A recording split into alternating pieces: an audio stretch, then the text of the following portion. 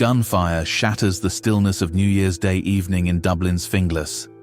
A semi-automatic rifle is discharged from the back door of a suburban house, and the gun flashes, illuminating the face of a young man dressed in designer clothes.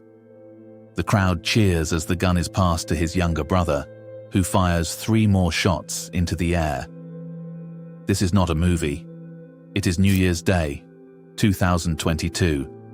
And here we see Glenn Ward, one of Ireland's most notorious crime overlords, at the height of his reckless power.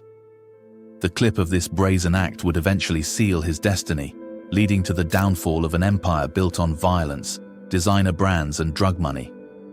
But how did a small-time fingerless crook rise to become the leader of Dublin's infamous Gucci gang, leaving a trail of bodies and shattered lives behind him?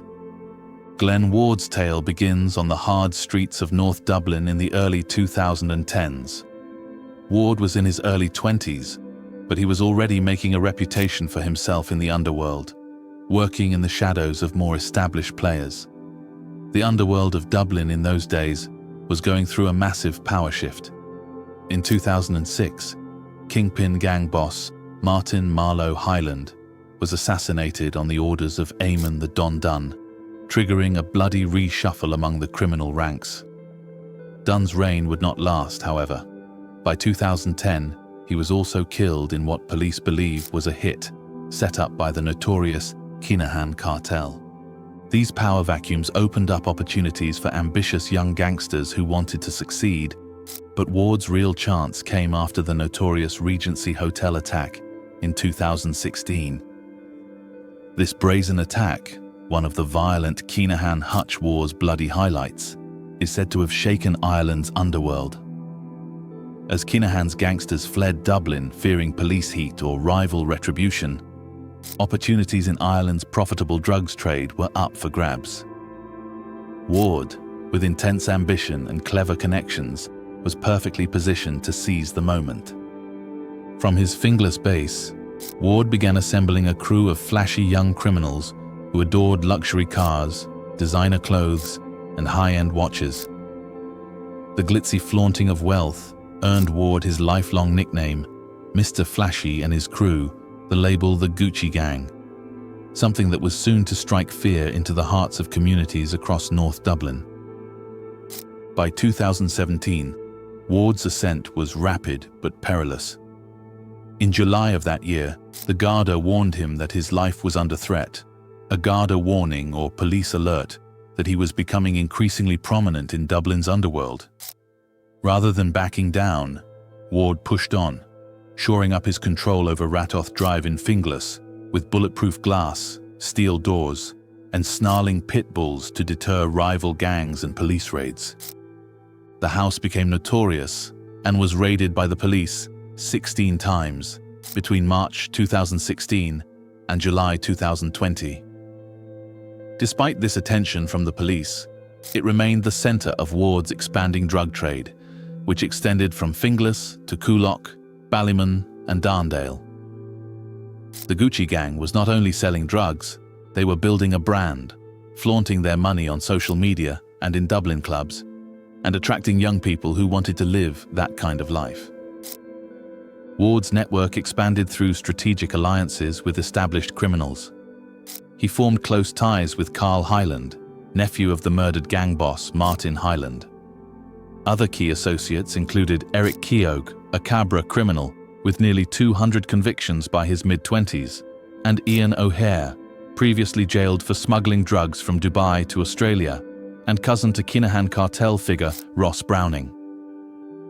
This network enabled Ward to connect with global drug supply chains and protect him from larger criminal networks. The Gucci Gang's operations became more sophisticated, with Ward controlling them, but maintaining his distance to avoid direct involvement. His younger brother, Eric O'Driscoll, 9 years his junior but equally ambitious, was his trusted second in command. Their lifestyle was a significant aspect of who they were. Ward and his group spent their money on designer wear, particularly Gucci items, expensive watches, and expensive vacations. In a notable purchase, the gang purchased 2 jet skis for €8,000, and a speedboat for €32,000, all paid for in small denominations stuffed into plastic bags. This bold display of wealth played many roles. It recruited new members, intimidated potential competitors, and strengthened the Gucci Gang's position in Dublin's underworld. Photos of the era show Ward and his gang in nightclubs, at parties, and on overseas holidays, sporting designer watches, Gucci caps, and high-end man bags, appearing unstoppable in their illegal prosperity. But the deadly world that Ward was living in was dangerous. The first major blow to his gang occurred in October 2017, when Ward's friend Jamie Tig Ennis was killed in a gun attack in Priorswood, Dublin. The killing demonstrated that, despite their growing strength, the Gucci Gang was not immune to the brutal set of rules in gangland Dublin. By 2019, the violence had escalated significantly. On January the 17th, Zach Parker, a close friend of Ward and a big drug dealer in Swords, was shot outside a gym in what Gardaí called a carefully organized and pre-planned attack. The hunt for Parker's murderer resulted in a major breakthrough a day after the killing, when police searched a storage locker Parker had rented in Balbriggan. While they were searching the lockup, Ward arrived with two other members of the Gucci Gang, including the drug dealer Sean Little. The officers found 2 jet skis and a speedboat, a prize haul that would be seized by the Criminal Assets Bureau subsequently, as they were funded by cash gained from crime. The Gucci Gang reached its lowest point in May 2019, when 3 of its members were killed within a week. Sean Little was shot on May the 21st, outside his blazing car on a country road off the M1 motorway. One afternoon, on May the 22nd, 23-year-old Darndale drug dealer Jordan Davis was gunned down in Coolock.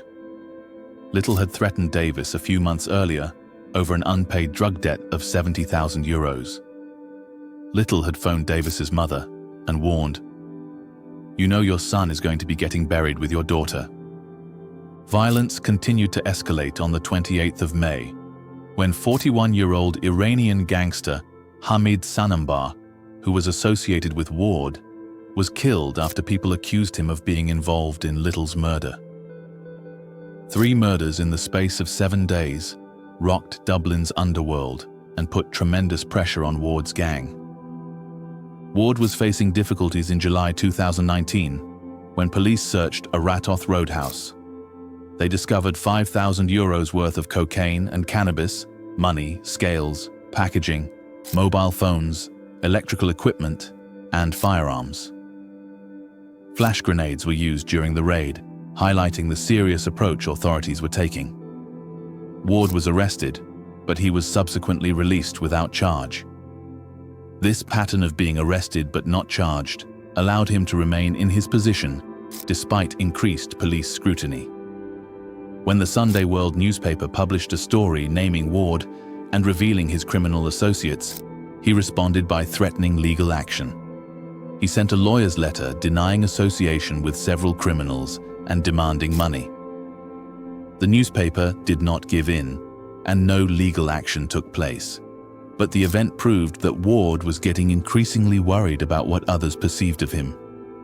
By 2021, a new bitter war began in Finglas. Ward's gang was fighting former friends, causing many shootings, petrol bombings, and attacks all around the area. By early 2022, the feud had intensified to a very dangerous level. In February, a 22-year-old associate of Ward was kidnapped and brutally assaulted in Finglas. Ward's gang retaliated by assaulting their enemies using golf clubs and baseball bats in the Dunsink area. A petrol bomb meant for a property linked to Ward was thrown at the wrong house, endangering an innocent family.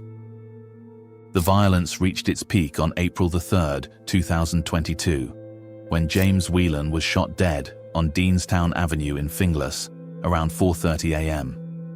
Whelan had a substantial criminal history, with nearly 60 convictions and connections to Ireland's first convicted gangland killer, his relative Cotton Eye Joe Delaney. Whelan was harassed on social media before he was murdered, being referred to as a rat with other serious threats. The murder followed a weekend of escalating violence. On a Friday evening, a machine gun had been fired at the residence of Whelan's innocent family member, and on Saturday, shots were allegedly fired by Whelan's friends at a residence associated with Ward. When Whelan was killed, Ward's gang members were celebrating on social media, heightening tensions. Police detectives investigating the murder searched a house associated with Ward from the same district. Ward's reckless actions, which led to his rise, would eventually lead to his downfall. At a New Year's Day party in a house in Finglas on January 1st, 2022, Ward and his brother Eric O'Driscoll were captured, firing a Remington AR-15 semi-automatic rifle behind the back door of the house. Ward is filmed firing the weapon into the air, while teenagers watch before handing the gun to O'Driscoll, who fires 3 more rounds. This obvious display of weapons would later prove important when, in February 2022, Gardaí raided a house in Finglas and seized a semi-automatic rifle, a military-grade submachine gun, and ammunition.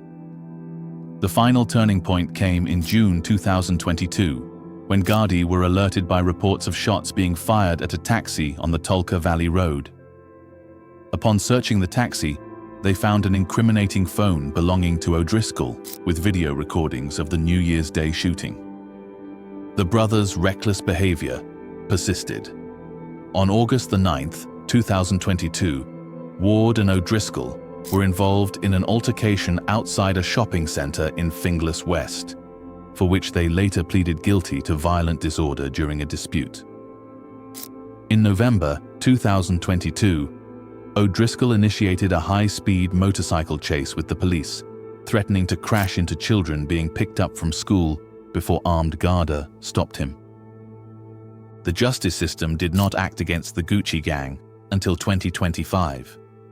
In March, Glenn Ward was officially identified in court as the infamous crime boss, Mr. Flashy, during a hearing by the Criminal Assets Bureau.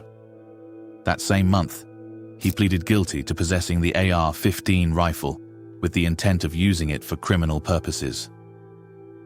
The Special Criminal Court convicted Ward on April 28, 2025, sentencing him to 5.5 years in prison for the firearm charge. Judge Melanie Greeley described the weapon as powerful and capable of causing serious injury or death, and rejected the notion that Ward had only brief involvement with the gun. O'Driscoll and Ward received additional jail time in May 2025 for the fight at the shopping centre. Ward received an 18-month suspended sentence, and O'Driscoll received a 2-year sentence with 18 months suspended. O'Driscoll also lost his driving rights for 10 years due to his reckless motorcycle chase. Glenn Ward and Eric O'Driscoll are currently in prison, and the Gucci gang is much less active. The Criminal Assets Bureau has seized most of the gang's assets, including luxury items, cars, and boats. Gucci gang's history is one of death, violence, and missed opportunities. Most of Ward's close friends are dead or incarcerated. Sean Little, Zach Parker, Jordan Davis, Hamid Sanambar, and James Whelan all perished as a result of gang violence. Carl Hyland, Glenn Thompson, Gary Thompson, and Cowlan Smythe are all incarcerated for extended sentences. Detective Superintendent Paul Murphy was clear in his response to Ward's sentence. Criminals such as O'Driscoll and Ward act and believe that they are above the law. He had a simple message for young people. There is nothing good that these criminals can give you, and their actions come from greed and are only for their own benefit. You are not important to them. The story of Mr. Flashy and the Gucci gang reveals the true cost of gang culture. Beneath the flashy attire, designer timepieces, and flashy life is one of violence, betrayal, and destruction. The young man who once dominated Dublin's nightlife in Gucci attire now trades his designer clothes for a prison uniform. His is not a legacy of success, but one of senseless violence and lives destroyed. Now that Ward is behind bars, the neighborhoods he once terrorized are gradually healing from the violence he inflicted. The speedboats and jet skis have been sold off, the expensive attire removed, and the imposing house on Ratoth Drive now belongs to the Dublin County Council. All that is left of Mr. Flashy's authority are memories of violence and the deep sorrow of families whose loved ones died due to his feuds. What are your thoughts about the rise and fall of Mr. Flashy? Leave your comments below. We'd love to hear your take on this case. Don't forget to like and subscribe for more crime stories. Thanks for watching, and we will see you in the next one.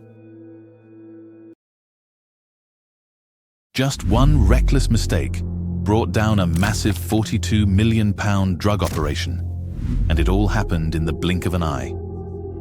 On the 4th of May 2024, what looked like a smooth smuggling job went completely sideways when a critical error was made. We're talking about hundreds of kilograms of cocaine, worth a fortune, slipping out of their grasp. This was part of a secret investigation by the United Kingdom's National Crime Agency into a sophisticated drug operation.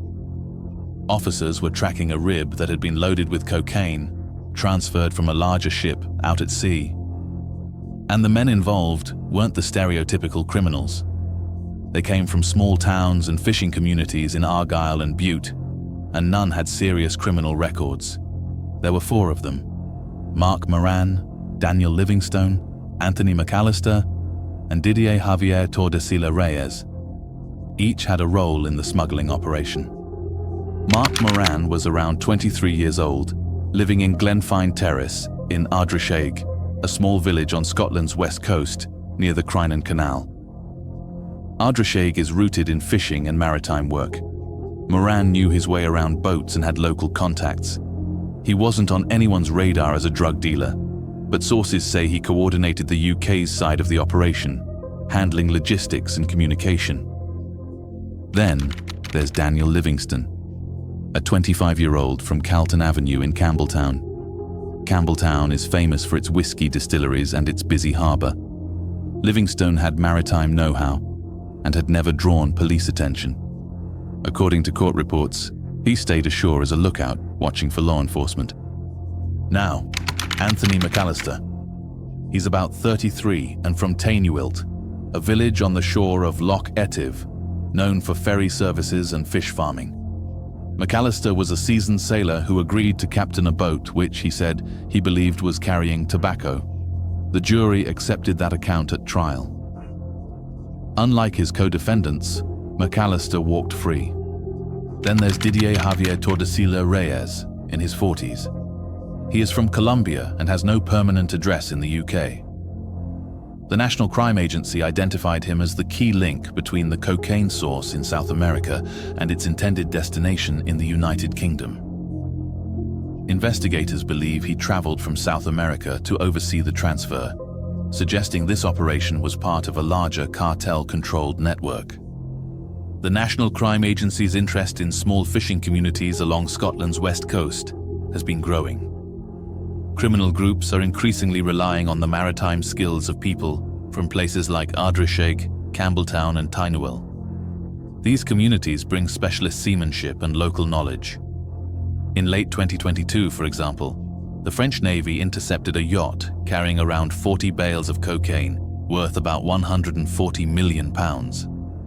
The captain was from the Isle of Lewis. That case formed part of Operation Mentor, a wider European effort to disrupt traffickers using legitimate sailing boats. The National Crime Agency had been watching Moran and his associates for some time, with surveillance teams tracking movements and intercepting communications. Investigators discovered the group had initially bought a small fishing boat to collect cocaine from an offshore ship, but the plan collapsed when the engine failed during a trial run. They abandoned the vessel quietly. Undeterred, they switched tactics and acquired a rib.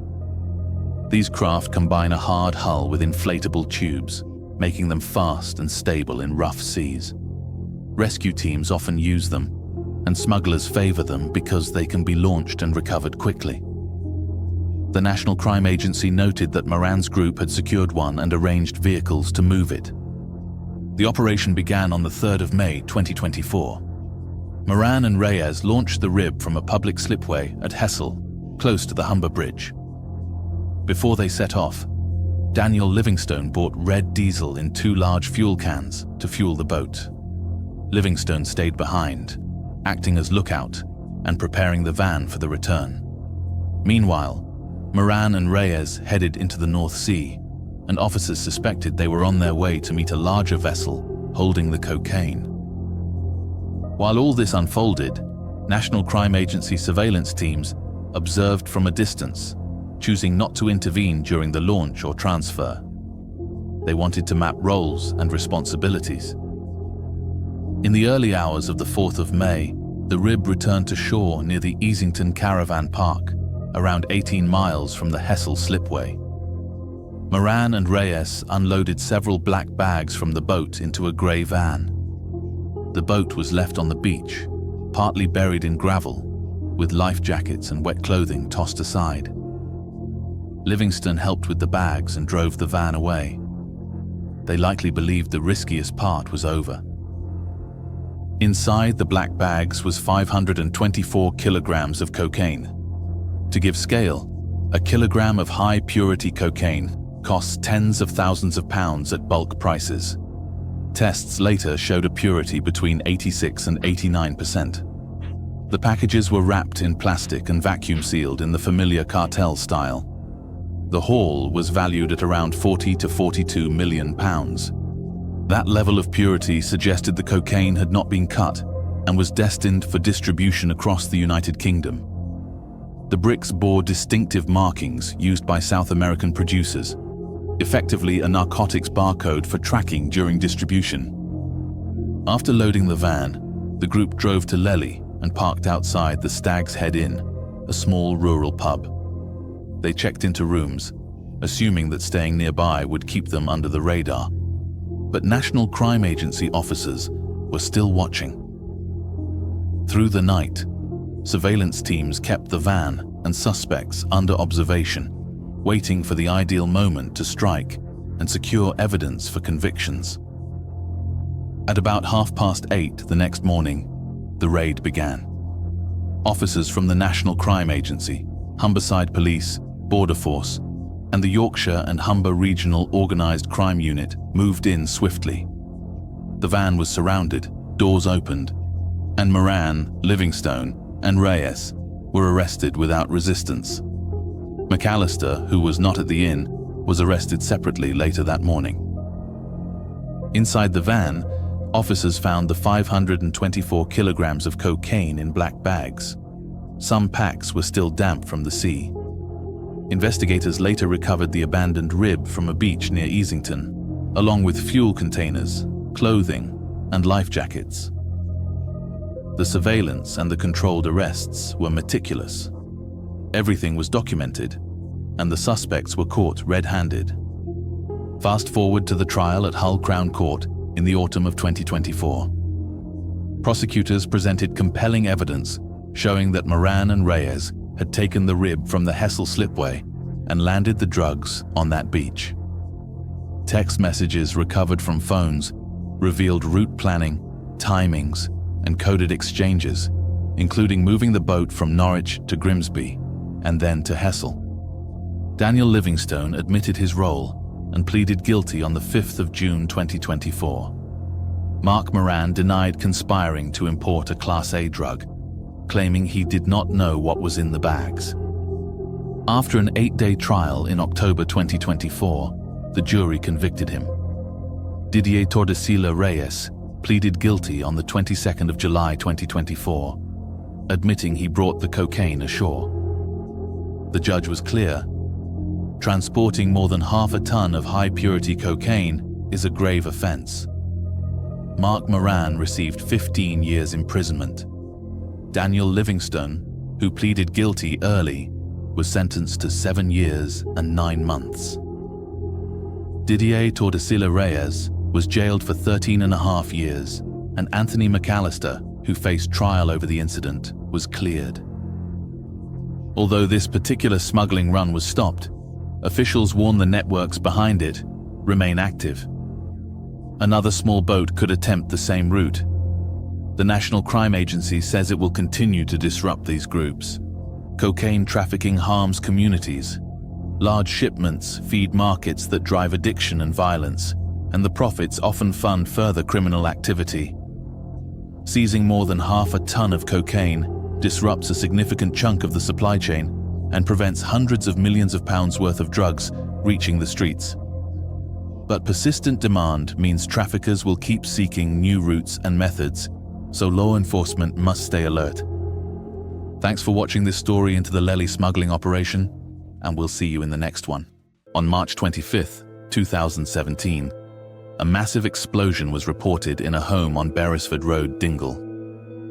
Officers immediately responded to the distress call and reached the scene. What they found next shocked everyone to their core. A homemade grenade was detonated after Tina Knight, a barmaid and cleaner, was preparing for a night out, and the bomb fell from above a cupboard. Was it terrorism? Was it an intentional attack? The police entered the house prepared to face something related to terrorism, but instead, they found over 158 kilos of drugs, and thus began one of the most insane drug busts in UK history. This is the story of Liam Cornett, a drug dealer who lived a lavish life without anyone suspecting a thing against him. Liam Cornett, also known as the Lamb, was a fugitive, a drug dealer, and a sophisticated millionaire, filling the streets of the UK with drugs. He wasn't the average dealer who stood on corners, stashed drugs under floorboards or mattresses, or hid them in trash cans. He was a cartel-level player, wearing Rolex watches, sipping expensive champagne in Monte Carlo, and flying in chartered helicopters. But he didn't let anyone know the true nature of his business. In fact, everyone knew that he and a team of his employees were legitimate businessmen who became successful. However, the truth behind this flashy lifestyle was horrifying. Cornett had built something of a ruthless empire on his own. They used encrypted phones, armed couriers, and a vast network of dealers all across Liverpool to the southwest coast. The interesting part was that while the main market was in the UK, this drug ring wasn't being run in the UK. In fact, Cornett and his mates ran the entire operation from a massive villa on the Costa del Sol in Spain. Because of this, Cornett was a ghost. Nobody knew who he was, except the people he worked with. His empire wasn't anything like a drug-dealing gang. It was a proper business that employed couriers, runners, strategists, enforcers, and much more. He had people handle everything and make him a lot of money. Of course, with 158 kilos of drugs, he wasn't running a small business at all. His encrypted phone in Liverpool alone received over 17,000 calls in a couple of months, and this was just one phone. The most surprising thing was that the entire drug-dealing operation was being run through these encrypted Encro chat phones. Cornett's own device was nicknamed Aquarius, and he ran the whole empire from anywhere in the world. No fingerprints, no audio, just orders sent through ghost signals all across the UK. But even masterminds need help sometimes, and Cornett had a group of trusted aides by his side. Michael Rice was his right-hand man, the guy who was on the grind daily, making sure operations ran smoothly at all times. He kept a Glock pistol on himself at all times, because his job came with a lot of risks, almost all of which were life-threatening. Kieran Eves was the person who helped Cornett expand to new areas, taking control of new territories, getting runners on the street, and supplying Class A drugs to customers. Jack Ball was one of the biggest runners of Cornett's team. He was the man behind the gang's expansion to the southwest, an area where they made thousands of pounds every day in drug money. Craig Gownland was their accountant of sorts. He handled all the money, making sure all the runners came back with the full share every day. He also handled the graft phones, communicating with Cornett and everyone else involved in the drug trade. Since he held all the money, he was one of the most important and trusted members of the group. But these were just a few members of an otherwise massive drug-dealing operation. Carl Maddox, for example, was a logistics guy who oversaw courier runs from the northwest to the south coast. A similar role was played by Bobby Hill, who managed all the operations in Plymouth. Basically, every single person had a job, and their roles helped the operation run smoothly. If any one of them were taken out of the equation, the business would fall apart. Due to this, they moved discreetly, never let anyone get a hint of what they were doing, and their secret moves kept them safe from the police. But like most secrets, this one was also eventually going to come out, and when it did, it brought down the entire gang. Back in the UK, Rice and the rest of Cornett's lieutenants were moving the drugs as usual. Business never stopped. However, Cornett's life was different. He never had a hands-on role in any business dealings and lived most of his life in Spain, enjoying the millions he made from his drug empire. He was never caught before, but this time, things were different. After the homemade grenade exploded in his UK house where his mother was living, the police stumbled upon a 158-kilo stash of drugs. This wasn't an average drug bust. It was one of the biggest stashes of Class A and B drugs found inside a home. The police investigations began immediately. A city-wide search for anybody related to Cornett, his mother, or the drugs was conducted by the police.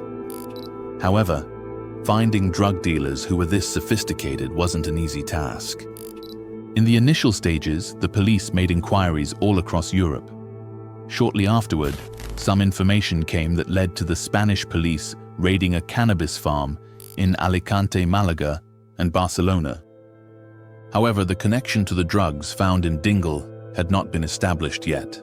Then, in July 2017, the police launched an extensive operation codenamed Operation Anvil. This operation was solely launched to find the people responsible for Cornett's operation in the UK.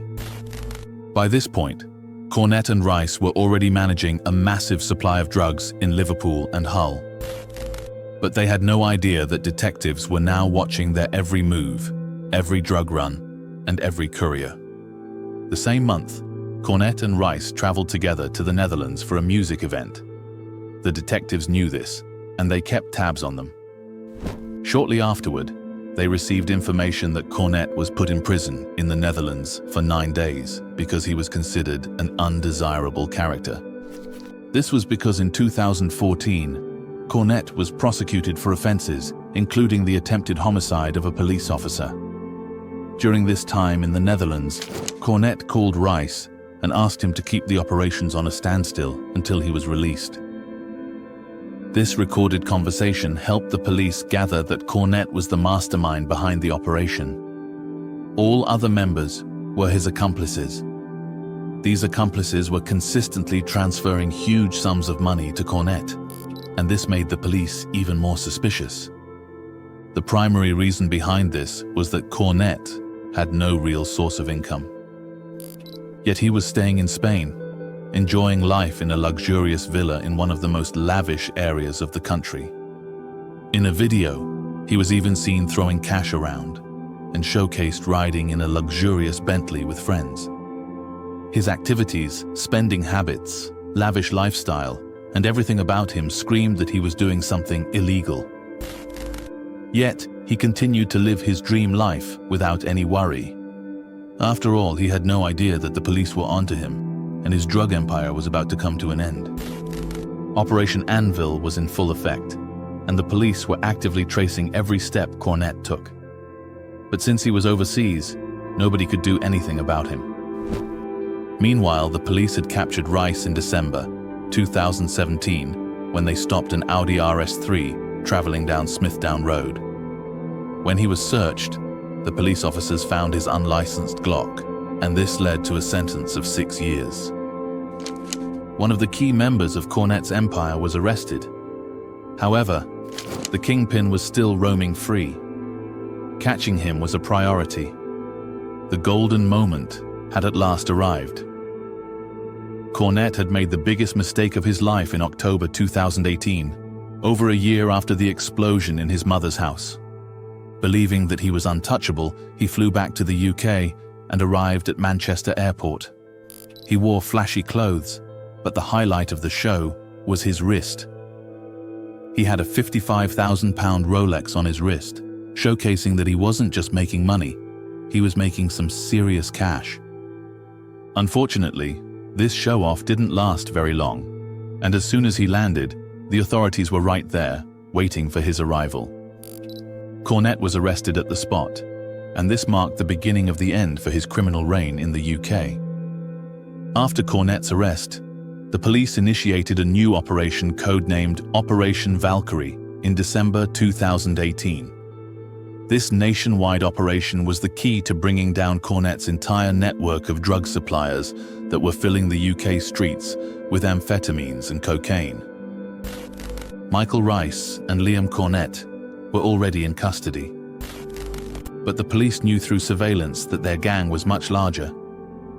Therefore, in the following months after Operation Valkyrie was initiated, the police made some huge arrests.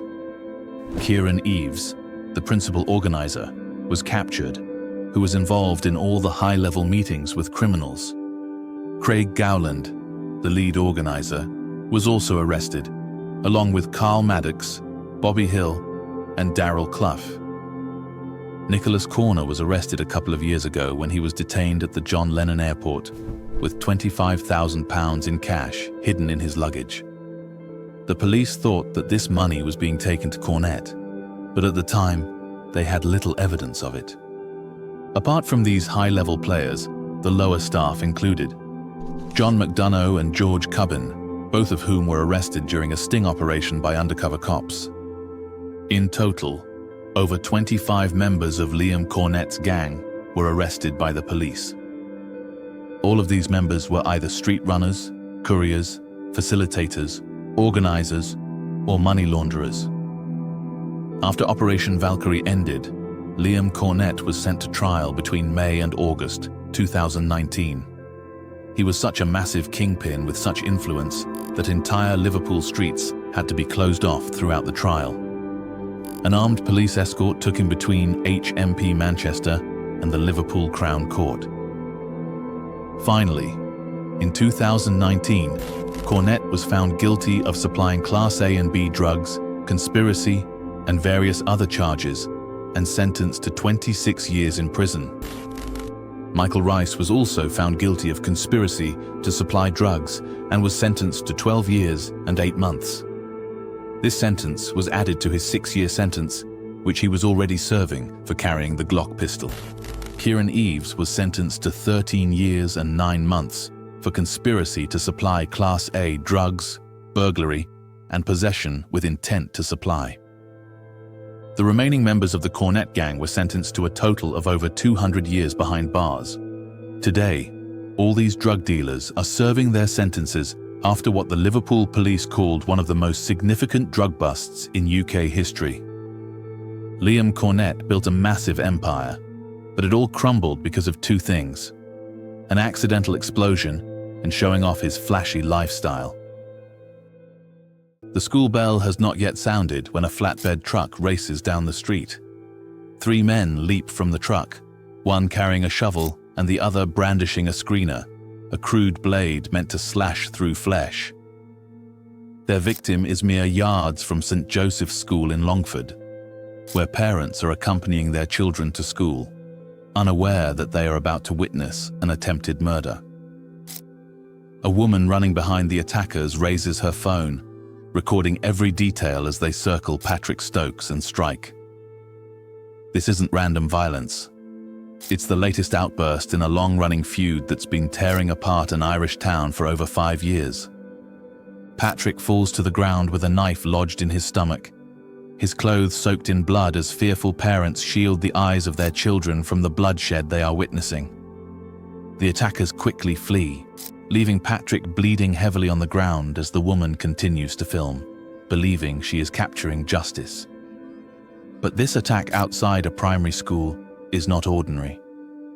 It is the climax of a bitter feud between Irish traveller families that began with something as innocent as a Christmas photograph and escalated into shootings, stabbings, and street fights that have turned Longford streets into war zones. The violence didn't start with the attack in October 2024, but 3 years earlier at Christmas, 2021. The traveller community in Longford had gathered together at the time to celebrate. At the get-together, someone had the idea to get everyone's photo taken to commemorate the festive celebrations. But when a member of the Keenan family declined to have his photo taken with a member of the Stokes family, what had appeared to be a minor social faux pas became something much darker. The Stokes family, already known for cruelty, saw this refusal as a reason to start a war. By the end of New Year's Eve 2021, the Stokes and Keenan families had completely split. The fight began just weeks later, on January the 24th, 2022, in the Ardnacassa housing estate on the edge of Longford. In just 20 minutes, the police had received 23 emergency calls about shouting, screaming, and the sound of gunfire echoing through a residential street. Jamie Dinnigan was in the middle of this brewing storm, fighting with Keenan's relatives in a clash that set the tone for everything that followed. When things finally came to a head, Jamie produced a shotgun and fired twice reportedly at the Keenan crew. The Keenan crew retaliated by driving a white Ford Transit operated by Michael Ward Jr., who was driving down the road at approximately 60 kilometers an hour and hit Jamie. This intentional hit was supposed to kill him outright, but when Garda arrived, they found a strange scene. Jamie was wearing only his vest and boxers. His wife Teresa and others were helping him. Garda investigators suspected the garments were taken off to hide evidence like gunshot residue, and their search of a nearby storm drain revealed unused shotgun cartridges, 2 empty shotgun shells, and a shotgun butt. His discarded clothes were found nearby. Jamie had minor injuries from being hit by the van, but the message was clear. This feud would be fought with deadly weapons. The legal outcome revealed a significant issue that plagued all cases in this situation. The Traveller Code of Silence made it commonplace for witnesses to retract their testimony under family pressure. John Keenan Jr. initially told investigators that he heard Dinnigan shout, "You're dead, I'm killing you, you are leaving this place," before the van hit him. But like almost all other witness testimony in the case, it was later retracted.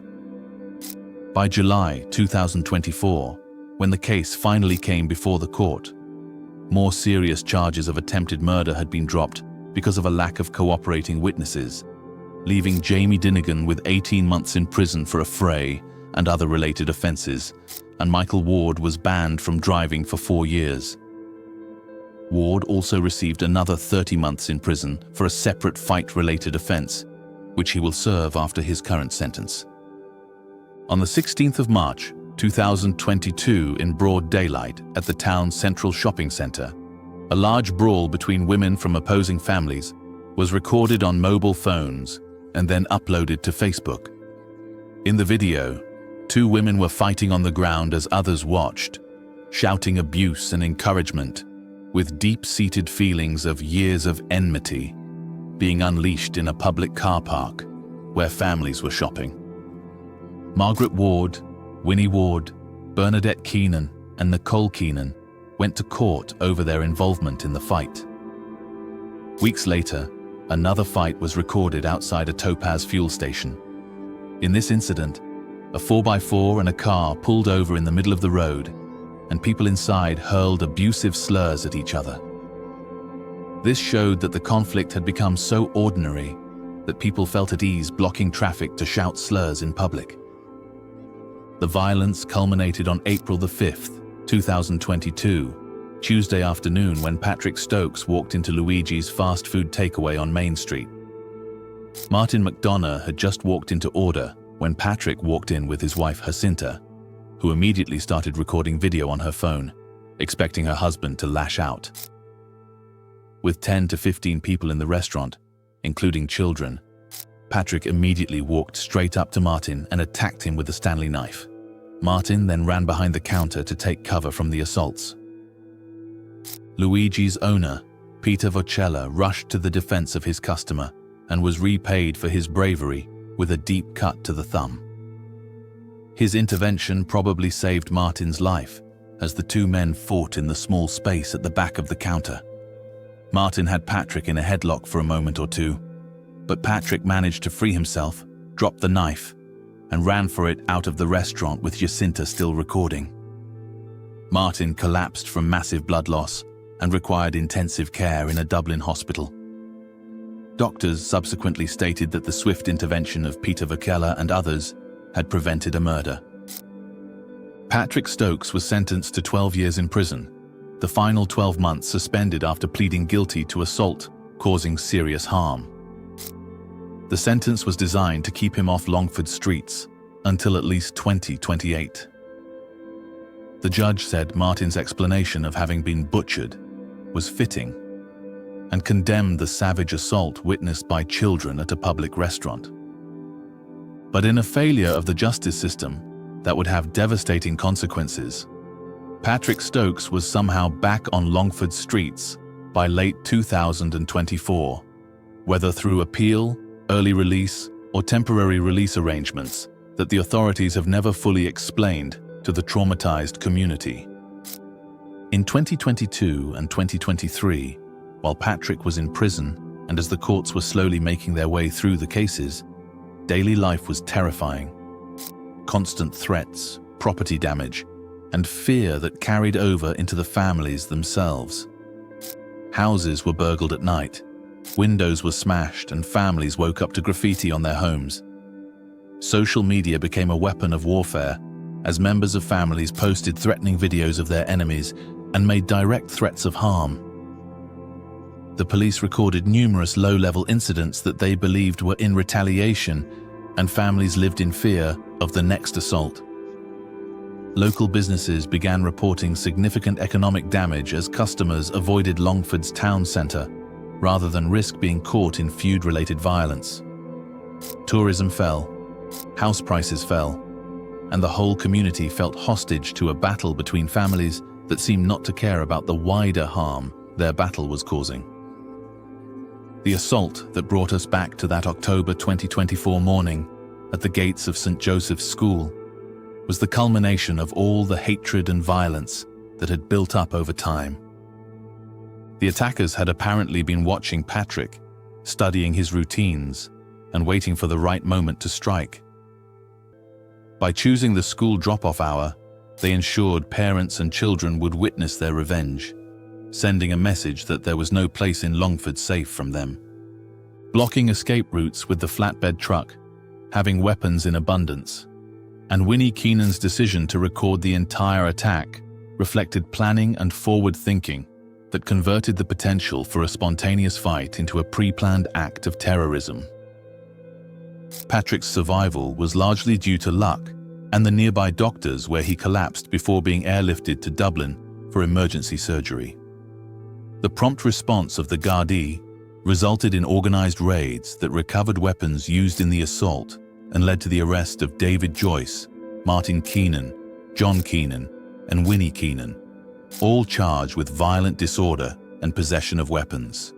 David Joyce, a key player in the feud and married into the Keenan family, had previous charges of weapons, while Martin Keenan was under observation for another feud-related assault and had weapons, including machetes and a samurai sword in his house. The judge refused bail to the men on the basis that there was a real and substantial risk of them committing further crimes. This action worked to demonstrate the court's understanding that this attack was a new level in the conflict. Patrick Stokes is recovering from his wounds. David Joyce and the Keenan brothers are in jail awaiting their trials, while Winnie Keenan was remanded on bail, and Jamie is already doing time for the 2022 riot. In late 2024, brought unverified reports of peace talks mediated by traveller elders from outside Longford, suggesting that even within the wider community, people saw that the violence had spiraled out of control and was damaging everyone. There are moments of fierce combat and moments of tranquility, but it can happen again in an instant. The issues that led to this war are not yet resolved. The desire for revenge is still there, and since the justice system does not always send violent individuals to jail, Peace today can fall tomorrow. The real tragedy of the Longford feud is not just the distress and brutality that have been inflicted on those involved, but also how it has hurt a whole community that just wishes to live in peace. What do you think about the Longford feud? Let us know your thoughts in the comments below. Make sure to hit that subscribe button for more stories. Thank you for watching, and we will see you in the next one. This is the story of the Tuam traveller feud, a long, bitter battle between two well-known families, the Wards and the MacDonaghs, right in County Galway. Things started to heat up between the Ward and MacDonagh families back in the mid-1990s. Everything came to a head on June 2, 1996, during the funeral of local traveller businessman Bernie Mongan at Tuam Cemetery. What was supposed to be a solemn event quickly turned chaotic. Ned Ward from the Ward family confronted Bernie MacDonagh because he was standing on the grave, which Ward saw as deeply disrespectful. Even after MacDonagh apologised, the story goes that Ned Ward hit him with a brass knuckle duster. In seconds, the cemetery became a violent scene. A Garda sergeant estimated that up to 400 people were involved in some fierce fighting. Many of the injured had at least 9 people needing hospital admissions for broken bones and deep cuts. Edward MacDonagh Sr. even noted that his wife was hit with a spade, and his daughter was knocked unconscious to signify just how vicious the fight became. But it wasn't just any fight. It felt like a declaration of war, with years of hatred between the families leading to this moment. The violence got worse the day after the cemetery brawl. A mob of some 100 Ward family members, many armed with makeshift weapons, laid siege to the MacDonagh family home. During this terrifying assault, a gun was allegedly produced. A witness identified Dennis Ward with a shotgun, and one witness claimed to hear a shot being fired. Investigations led to charges against 35 people, almost all members of the Ward family.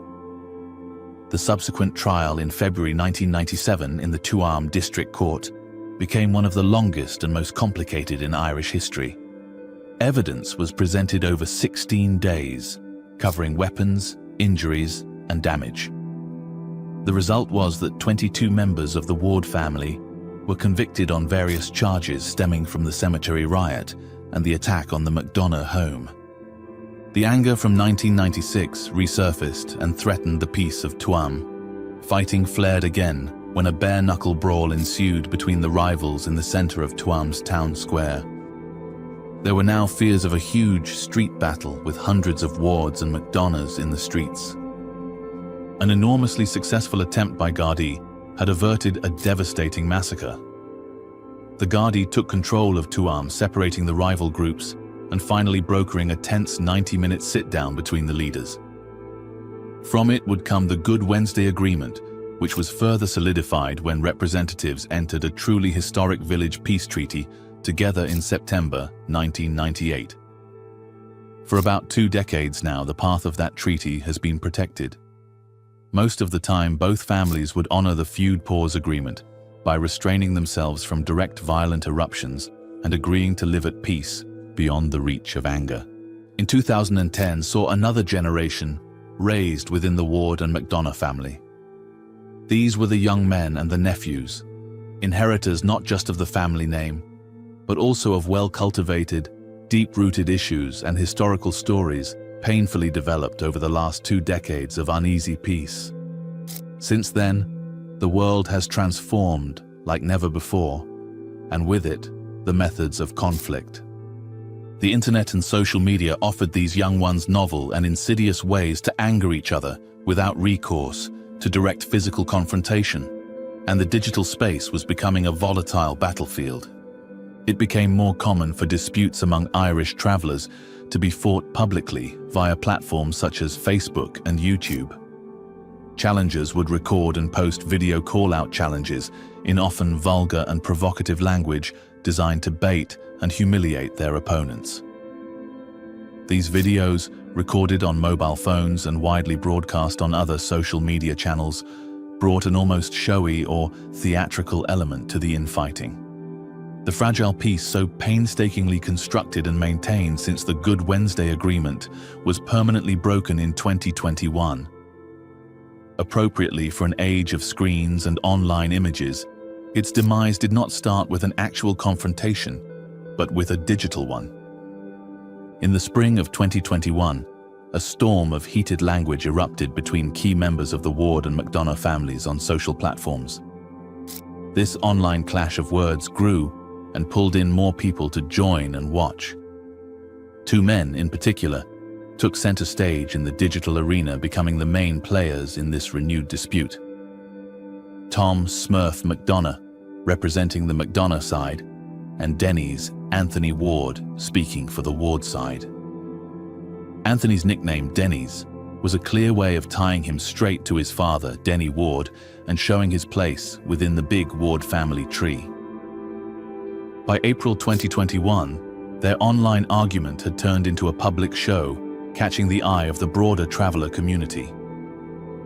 In one bold video that spread fast through traveler WhatsApp groups and beyond, Anthony Ward showed up on camera, flashing thick stacks of cash, a total of €60,000. He used this open show of money to mock his rival, looking straight at the camera and stating this big sum as his bet for a one-on-one bare-knuckle fight. This public challenge meant anger and shame, and opened the door for a physical clash. Tom McDonough didn't waste time in putting out his video response. He jumped at the chance Ward offered, but he took it a step further to show he meant business and brushed off Ward's tough talk. "We can go as big as we want with this," telling Ward to put up as much cash as you like. He made it clear that for him, the money wasn't the main thing. What counted was his reputation and coming out on top. They picked a date in mid-July 2021 for this high-stakes fight. Excitement spread through Ireland's traveller community, with many keen to see how this new part of the feud would play out. They chose a quiet spot in the countryside, far from cities and nosy people, to keep the Gardaí away. They marked out a rough ring with ropes and traffic cones in a hidden field to make a quick arena for the harsh contest. To keep things fair and keep the betting money safe, they brought in known bare-knuckle boxing figures, Davy Joyce and Michael Sweeney, to act as fair play men serving as judges. McDonough, with his natural height and reach advantage, seemed poised for victory, but Ward, known for his aggressive style, came out swinging with unrestrained force. Within minutes, Ward landed a powerful right hook that sent the taller McDonough sprawling to the ground. As McDonough struggled to regain his balance, he broke the conventional rules of bare-knuckle boxing and lunged to keep punching his downed opponent. This act immediately signaled a disregard for the established code of conduct. As the rounds wore on, Ward's anger began to take over. After a series of grappling exchanges, Ward suddenly ducked in and delivered a vicious headbutt to McDonough's face. An illegal move in any fair fight, and one that drew gasps from the onlookers. Despite this blatant foul, the fight resumed, continuing for several intense minutes, both men trading heavy blows fueled by adrenaline and animosity. In the 7th minute of the brawl, as McDonough and Ward clinched in exhaustion, Ward again smashed his forehead into McDonough's face, a second headbutt. The crowd roared with anger and disbelief. Less than 2 minutes later, Ward committed the foul a third time, lunging forward and cracking his skull into McDonough, once more sealing the fate of the fight. After 7 minutes of intense fighting, the fighters are encouraged to shake hands, but both men disregard the suggestion. Tom McDonough, his face bruised, bloodied and swollen, was utterly enraged by Ward's blatant cheating and disregard for the rules. What was supposed to be a duel to resolve the feud had instead turned into chaos and disgrace. Far from resolving anything, the fight only inflamed the hatred between the families further. Tensions, already stretched thin after the chaotic bare-knuckle fight, remained dangerously high throughout the summer of 2021. The Wards and McDonoughs, still far from reconciliation, continued their online battles, trading accusations with intense fury. Each side claimed the moral high ground, asserting that the other had acted dishonorably, further cementing their grievances. It was clear to anyone paying attention that this escalating dispute was just a matter of time before it would explode into something bigger. That grim prediction materialized with shocking and tragic precision on September the 22nd, 2021, in an uncanny and heartbreaking repeat of history. Once again, a funeral in Tuam became the flashpoint, a sacred occasion desecrated by the raw, unbridled hatred of the feud. On that fateful day, 2 separate funeral services were set to take place at the Tuam Parish Church and the nearby cemetery. The first service, held in the late morning, was for Martin Ward, a man in his 30s from the Ward family. The second funeral, scheduled for 2 p.m., was for Teresa Tessie Ward, the beloved matriarch of the Ward family, who had recently passed away. After Martin's burial, many family members stayed at the graveside, waiting for Tessie's funeral. Interestingly, members of the McDonough family also showed up to pay their respects at Tessie Ward's funeral. In what now seems like a naive attempt at civility, Gardaí later reported that some McDonoughs even helped carry Tessie's coffin as it arrived at the cemetery for burial. An extremely fragile and dangerous situation was like a powder keg ready to explode. A fierce confrontation unexpectedly broke out between the McDonough group in the procession and Ward family members gathered nearby as Tessie Ward's casket was being lowered into the grave around 3:30 p.m. Subsequent investigations had difficulty determining who threw the first punch or what exactly set off the initial spark. The commotion was too quick, too overwhelming. But within seconds, chaos consumed the somber funeral scene. Individuals from both sides, clearly prepared for conflict, produced weapons they had covertly brought with them. Gardaí accounts and frightening video footage from the scene later showed a terrible inventory of weapons like knives and baseball bats were swung. Even more unsettling, the parish priest later testified that he saw men wielding Stanley blades slashing at random people. Around 30 Gardaí were alerted and arrived quickly to the cemetery to find chaos. Around 100 people were involved in a terrible fistfight. 5 ambulances and an Irish Air Corps helicopter were called to treat the wounded at the scene, some with terrible injuries. 5 men and 2 women were badly hurt enough to need hospital treatment. At least 1 victim was severely hurt. The helicopter whisked him to University Hospital Galway. On the day following the violence, the fighting families once more resorted to social media, seemingly unaffected.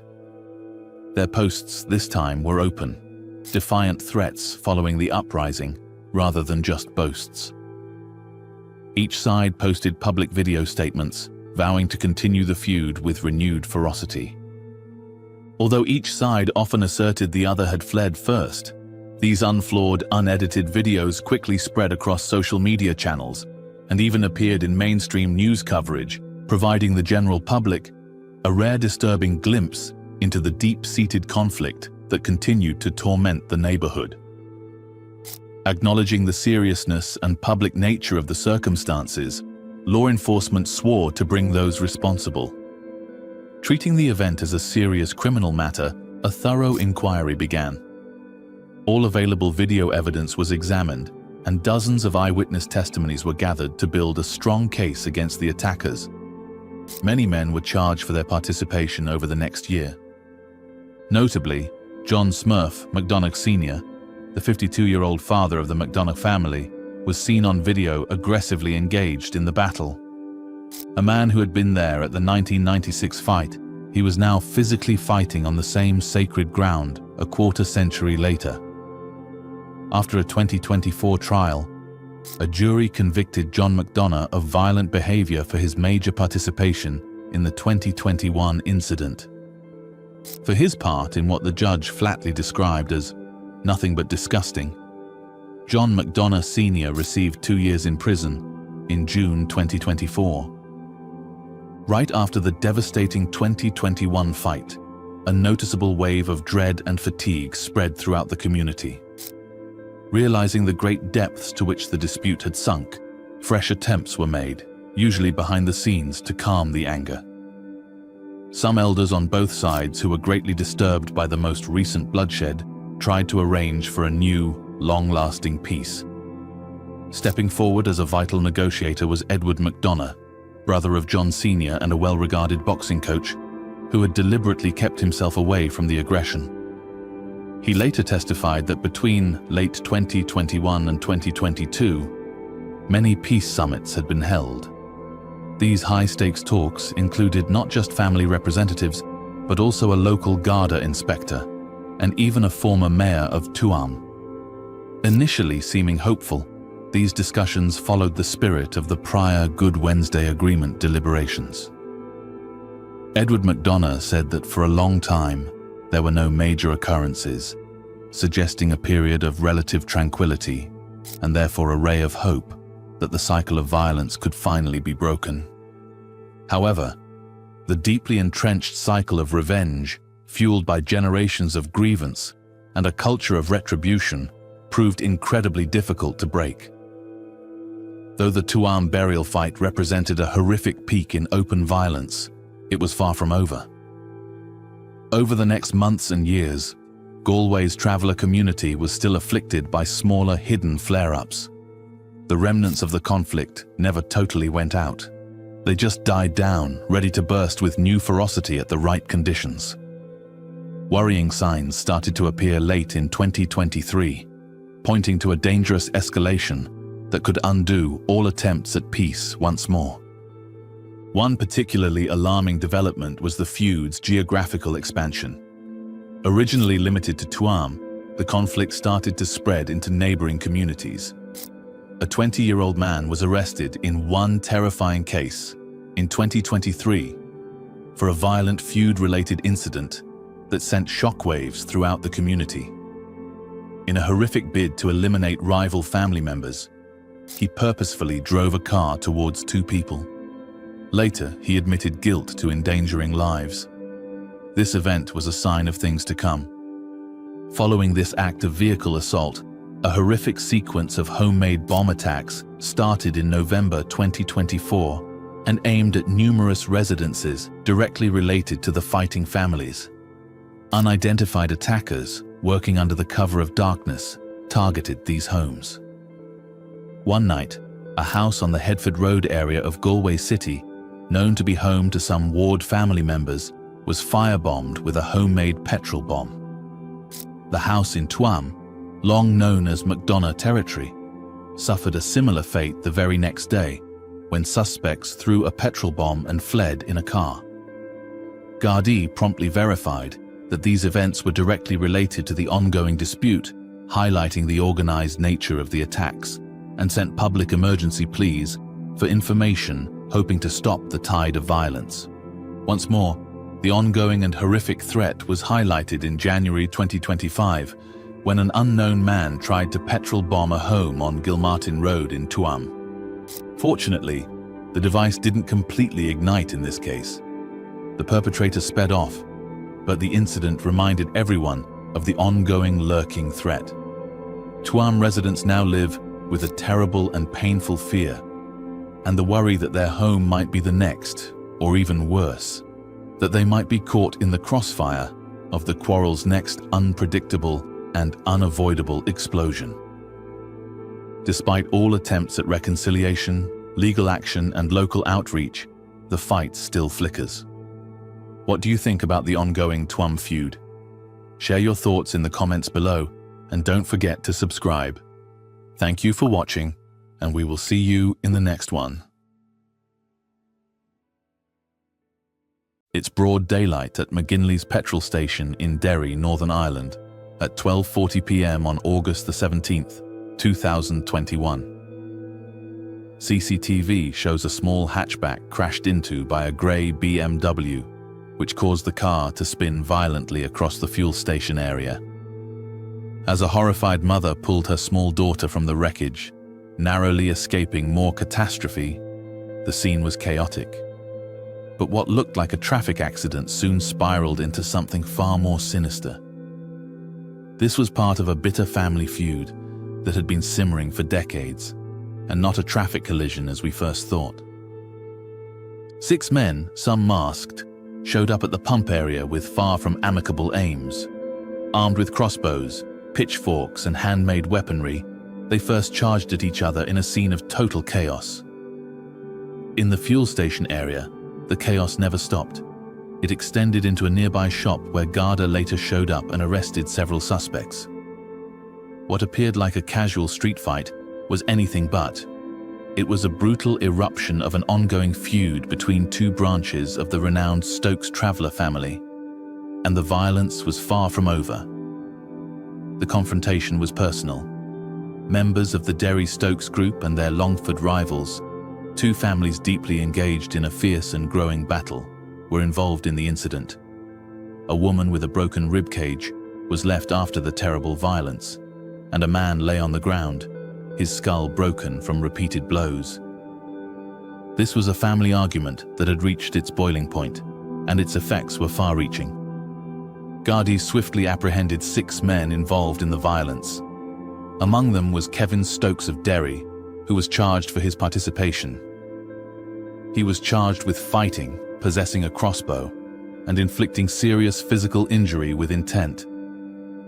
Prosecutors claimed Kevin had assaulted an opponent lying helpless on the ground, a horrible action that left the victim with significant wounds. Kevin was with his brother Dylan Stokes, who was charged with dangerous driving in connection with the incident. Then there was a 14-year-old boy, whose identity was protected by law, accused of carrying a pitchfork and a knife in public and participating in the brutal fight. 2 other men charged were involved with the Derry Stokes side. The petrol station brawl was just the start. The violence did not cease with it. The battle later turned more violent in less than 24 hours.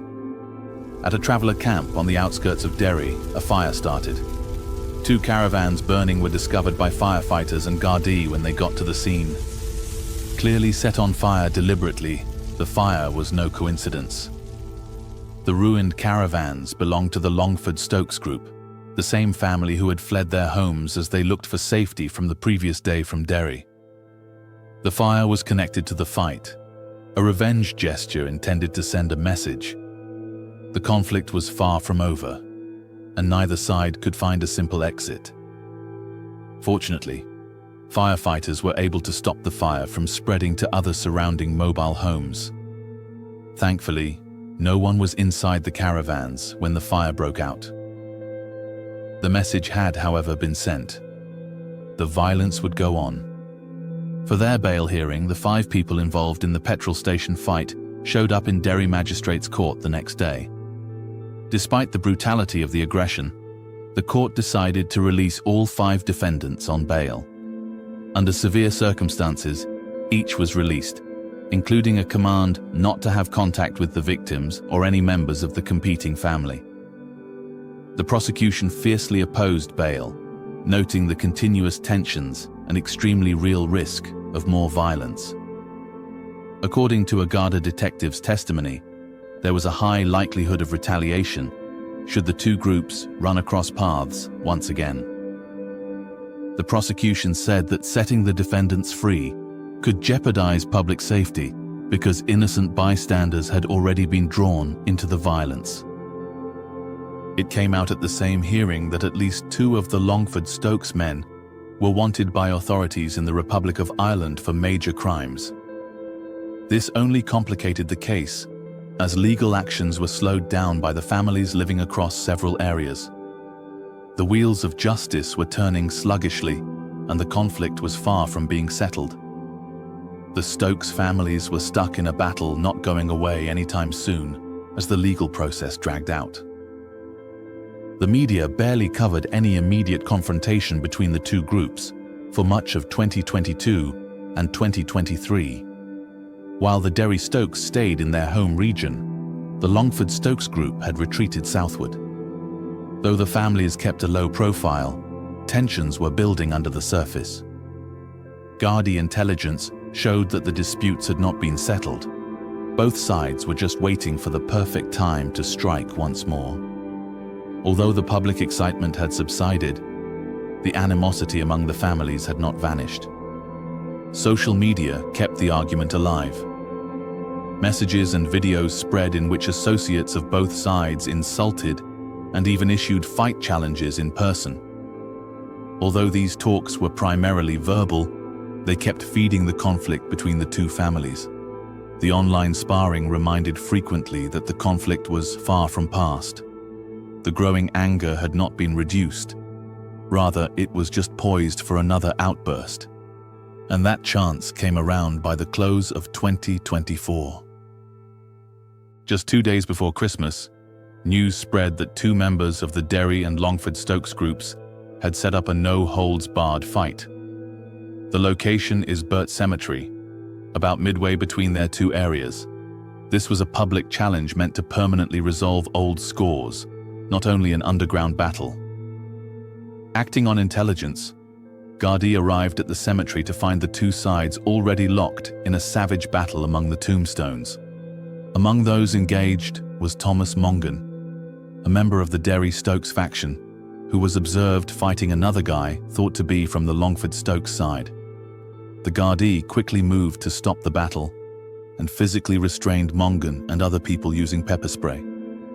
Mongan was apprehended on the spot. Some of the men ran when the authorities showed up. The other main fighter's identity was not disclosed, but the incident served as a serious reminder that the Stokes family conflict was still unresolved. The Gardaí had no choice but to intervene, as the violence that had characterized the confrontation at the fuel station and the arson attack was now pouring out into public areas. Thomas Mongan admitted misconduct for his part in the cemetery melee by April 2025. Though the sentence was suspended for 24 months, the judge chose leniency despite Mongan's long criminal record and gave him 2 months in jail.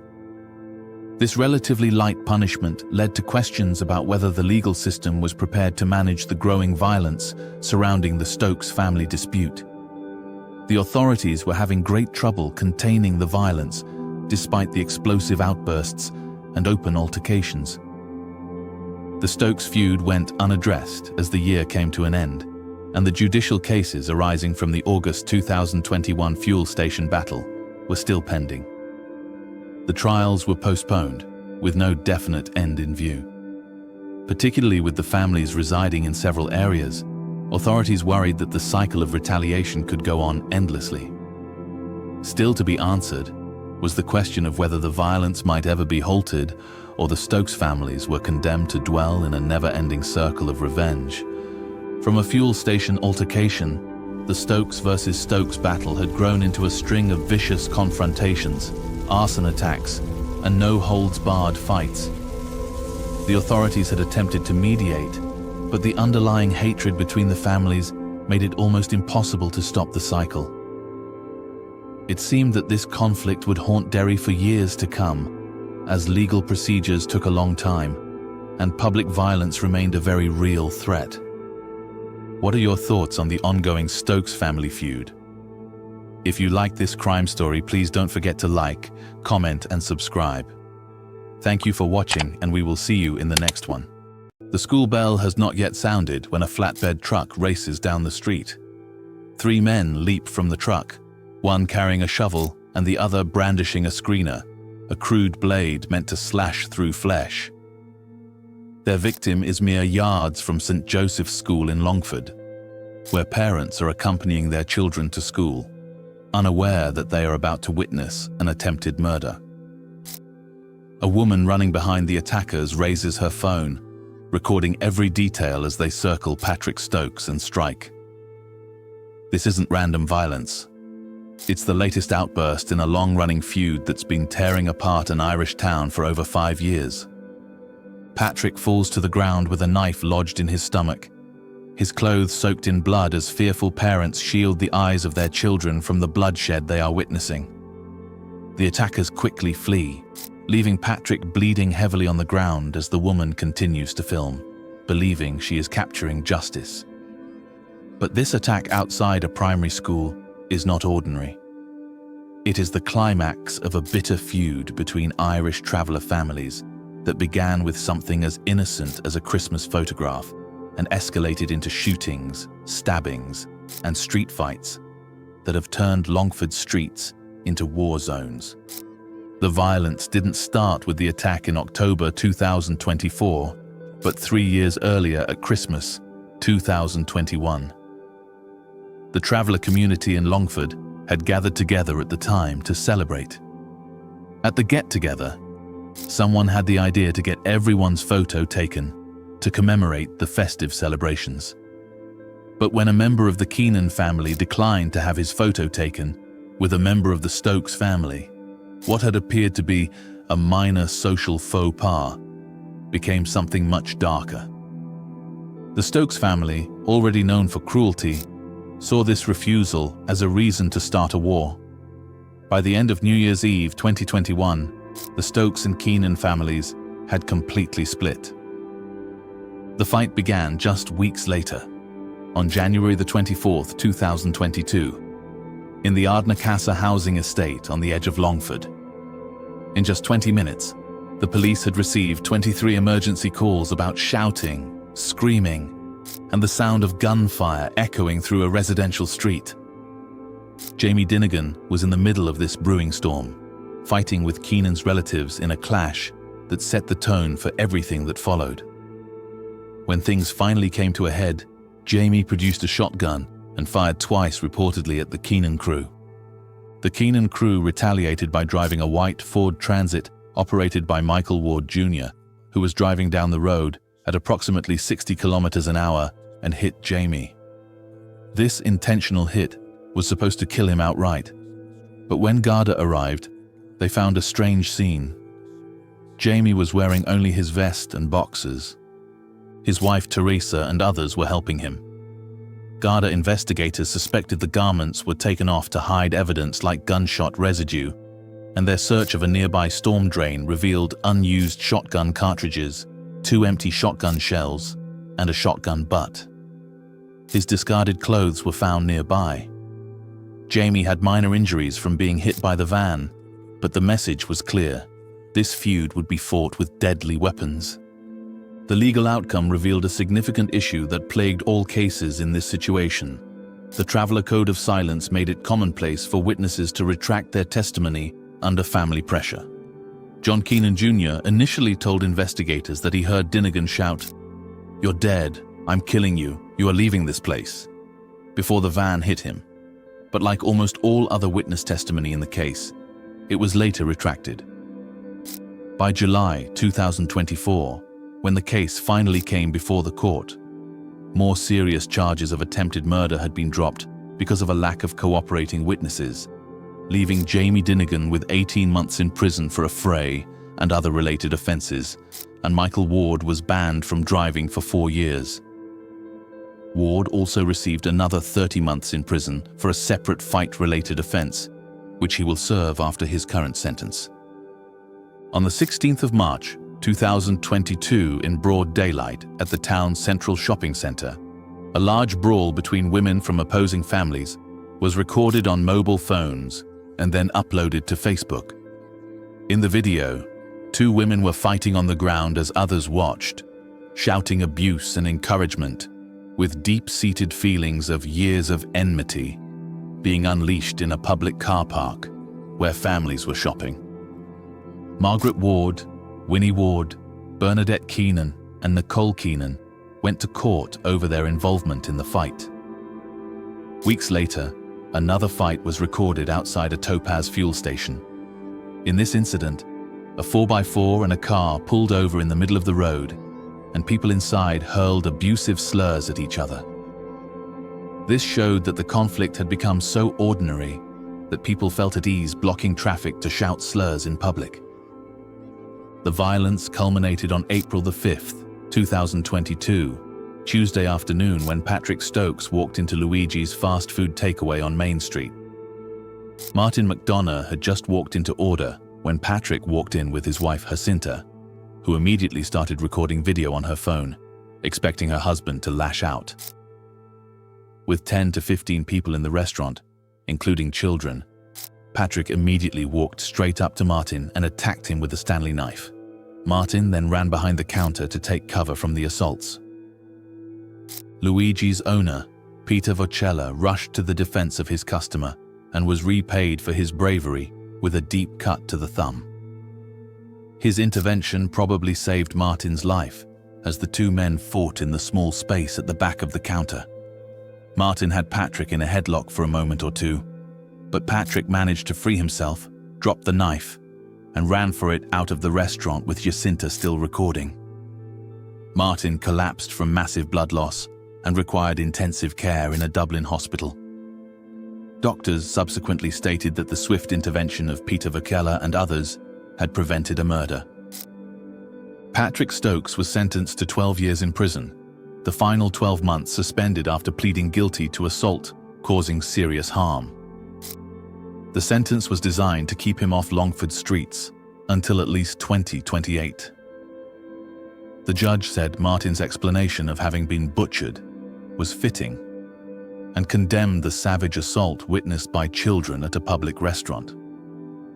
But in a failure of the justice system that would have devastating consequences, Patrick Stokes was somehow back on Longford streets by late 2024, whether through appeal, early release, or temporary release arrangements that the authorities have never fully explained to the traumatized community. In 2022 and 2023, while Patrick was in prison and as the courts were slowly making their way through the cases, daily life was terrifying.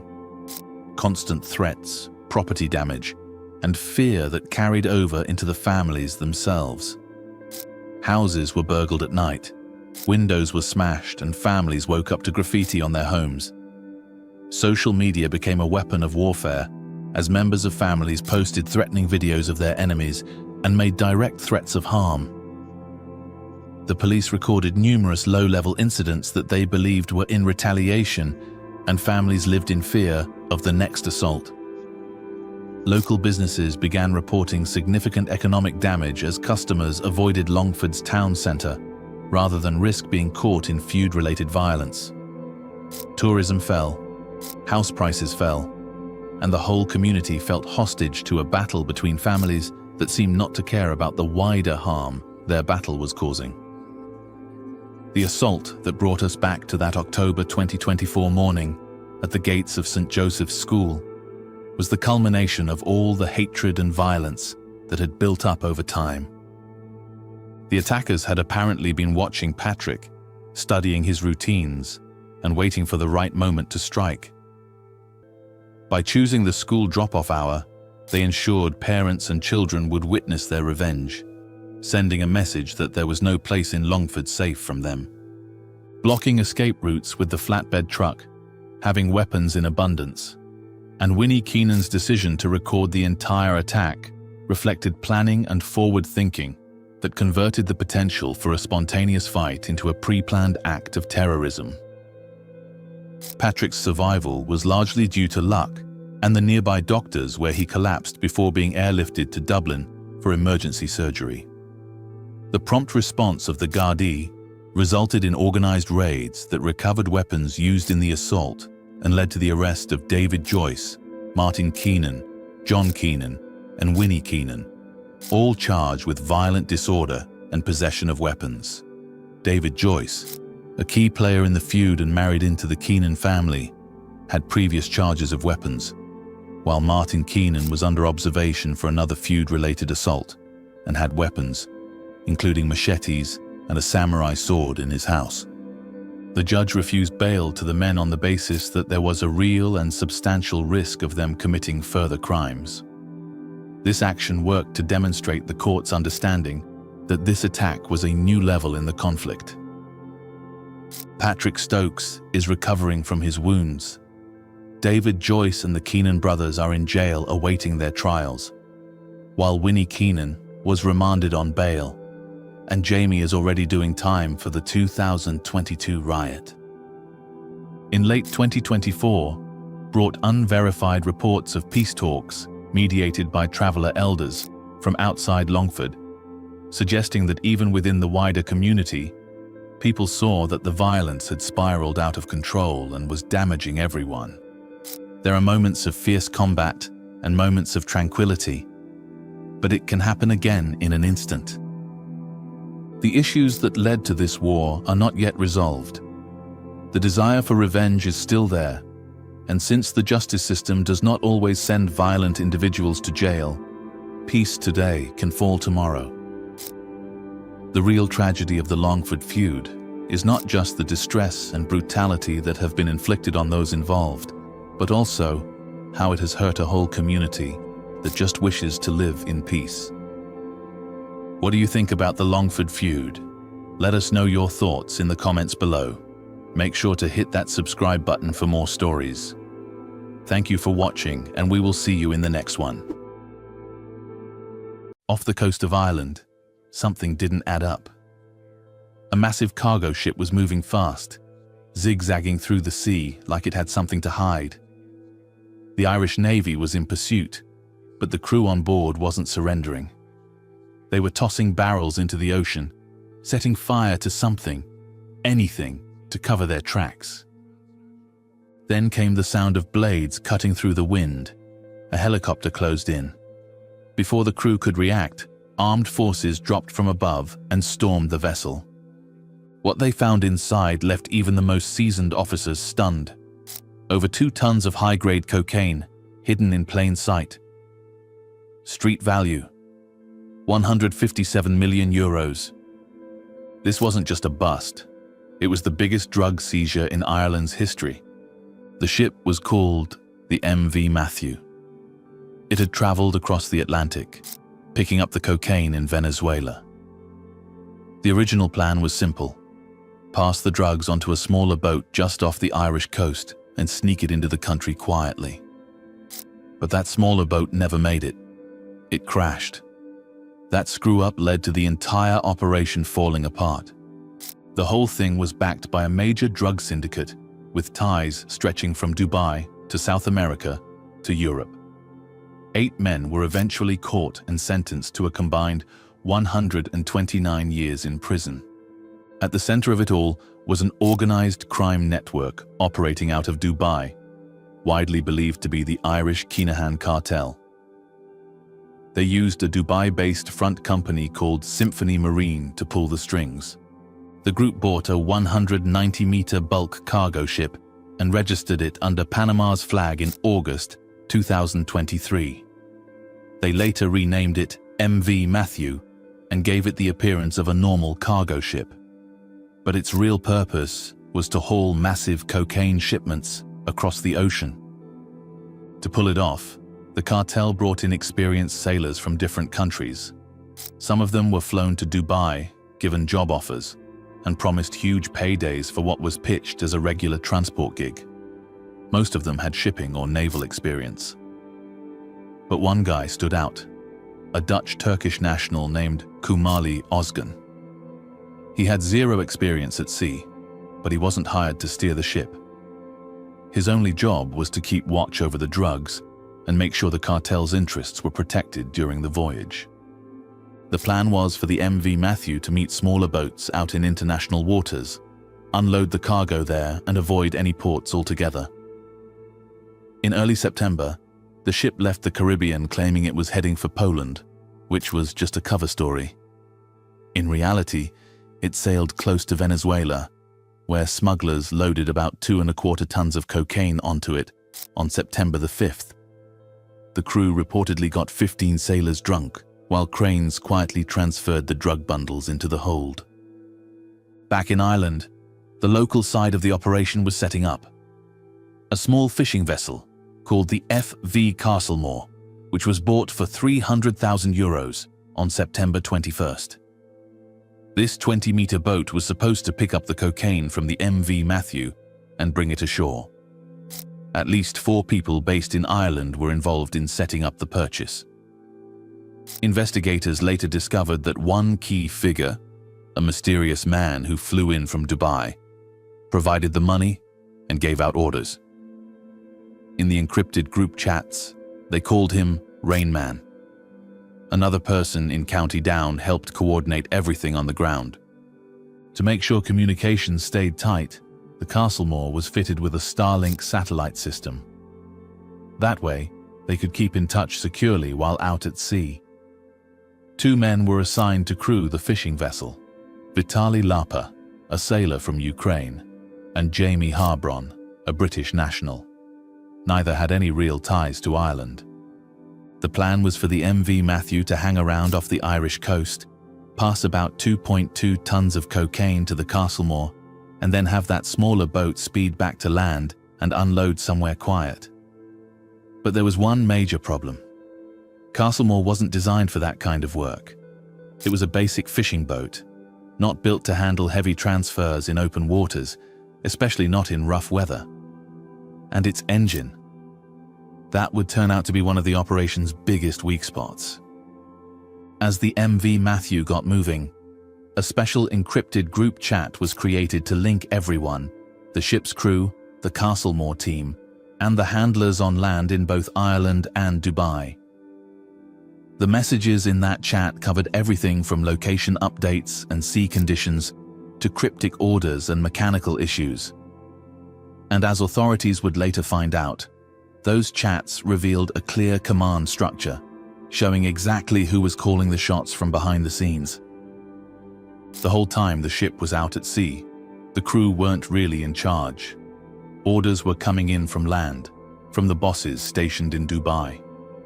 These guys were giving instructions every step of the way. They told the crew exactly when to try making the transfer, what to say if the authorities pulled them aside, and even how to run if things started going south. Now, even though the messages were set to vanish after being read, that didn't matter much in the end. Forensic experts managed to recover most of them. Those texts turned out to be gold for the investigators. They were able to piece together how the whole operation played out, practically minute by minute. By early September, international law enforcement had already picked up on something strange. A global task force, with agencies from different countries, had flagged the MV Matthew as a suspicious vessel. In Ireland, both the Garda National Drugs and Organised Crime Bureau and the Revenue Customs Service got involved. They kicked off a joint operation and started keeping tabs on the ship as it got closer to Irish waters. At first, they didn't know exactly where the drugs would end up. It could have been Ireland, the UK, or even mainland Europe. But considering Ireland's long and open coastline, and the fact that known Irish crime figures were clearly involved, authorities figured Ireland was the most likely drop-off point. They also started noticing strange things on land. Back in July, Vitaly Lapa had flown into Ireland and spent several weeks hopping from hotel to hotel. That was already suspicious. Then, in mid-September, surveillance teams followed him to Newry, Northern Ireland. There he met with someone believed to be a senior figure in the Irish crime scene. Whatever was discussed, it looked serious. Lapa was clearly being guided. From the 23rd to the 26th of September, the Irish Navy, Gardaí and Air Corps were shadowing the MV Matthew as it sailed into Ireland's exclusive economic zone. But they didn't make a move right away. The plan was to catch them red-handed, either in the middle of a transfer or with the drugs already on board while in Irish territory. That way, they'd have legal grounds to charge everyone under Irish law. Acting too early could have led to the drugs being tossed overboard or moved somewhere else. The first attempt to transfer the cargo happened on the night of the 23rd. It was dark, the waves were rough, and visibility was bad. Not the kind of night you want to be doing delicate work between two ships at sea, and then the Castlemore started acting up. Its engine was having problems, and the satellite link kept dropping, which cut off their encrypted communications. They tried again and again, into the 24th, but the Castlemore couldn't make it to the meetup points. You could feel the frustration in the WhatsApp messages. At one point, someone on board said he'd rather go to prison than stay out in that storm another minute. Meanwhile, the MV Matthew had its own problem. It was a huge ship, and it couldn't just drift around without attracting attention. Sure enough, its odd movements were being tracked by the Coast Guard and Navy. They saw the strange pattern and figured something was going on. By the morning of the 24th, the smugglers decided to try again. They changed the plan and picked a new time. Captain Sohail Jelve, still trying to make it happen, even moved the cocaine out of the cargo hold and placed it on the deck to speed things up when the Castlemore arrived. He took a photo of the packages on deck and sent it to the group chat. But the Castlemore was in bad shape. It was barely moving, crawling along at less than 1 knot, and the engine had already died twice. Then, in a stroke of terrible luck, the boat ran aground in the shallow waters of Waterford Harbour. Around 8 p.m., they sent out a distress call. Lapa and Harbin were now fighting for their lives, trapped on a grounded boat with waves slamming into them. Luckily, an Irish Navy ship was nearby and rushed in. A rescue team was sent out, and both men were airlifted off the Castlemore and brought safely aboard. But the moment they stepped foot on that Navy vessel, it was game over for them. The next evening, on the 25th, the MV Matthew was seen acting strangely again. It was sailing in odd loops off the coast, zigzagging back and forth. Authorities counted 37 course changes along the coastline. It looked like they were trying to stall or figure out what to do next. That's when Captain Jelve made a bold move. He faked a medical emergency, claiming he was seriously ill. The Irish Coast Guard responded right away and airlifted him to a hospital, but he didn't leave empty-handed. He took 2 suitcases and 3 phones with him. When officials later checked the bags, they found $53,000 in cash in one of them. One of the phones had been used to communicate in the smuggling group chat. Jelve was arrested at the hospital once doctors confirmed he wasn't in any real danger. With Jelve gone, Second Officer Vitaly Vlasoy was thrust into command. He had maritime experience, but now he was caught in a full-blown crisis, suddenly in charge of a drug ship being tailed by the Irish Navy. In a message that kind of summed up the chaos, someone told him, "Okie dokie, Vitaly, good luck. Your first command. Unfortunately, the flag is Panama. I cannot make you a real captain because it requires CO, and quick COCS are not acceptable by Panama. But anyhow, we will go ahead." Vlasoy started talking directly with the Irish Navy and customs ships trailing the Matthew, while still taking instructions from the Dubai bosses in the encrypted chat. At first, he tried to buy time, saying the ship had engine trouble and needed to stop for repairs. When the Irish Coast Guard ordered him to head for Cork Harbour for inspection, he replied that they were just sorting out a few minor issues and would move soon. But the authorities had already made up their minds. Over the radio, one of the Irish patrol officers said, "MV Matthew Hotel 3 Golf. This is Irish Patrol Papa 63 on your starboard side. Irish Customs under Section 26 of the Customs Act 2015. I am directing your vessel to the port of Cork. I had a talk with agents. You are good to drop anchor at the position." And the reply came, "Captain said we advise.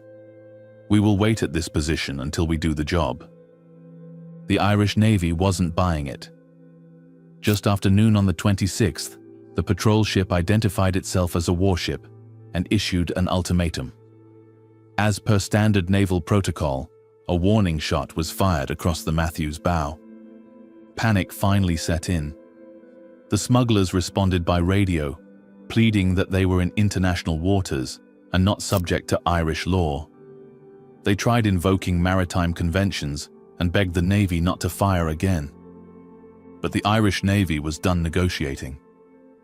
When the cartel bosses realized the Navy wasn't backing off, they issued the final order: destroy the evidence. The crew moved fast. Some scrambled to ignite a fire in one of the lifeboats. Inside were bales of cocaine soaked in accelerants. At the same time, the Navy launched its final operation. A military helicopter hovered over the ship.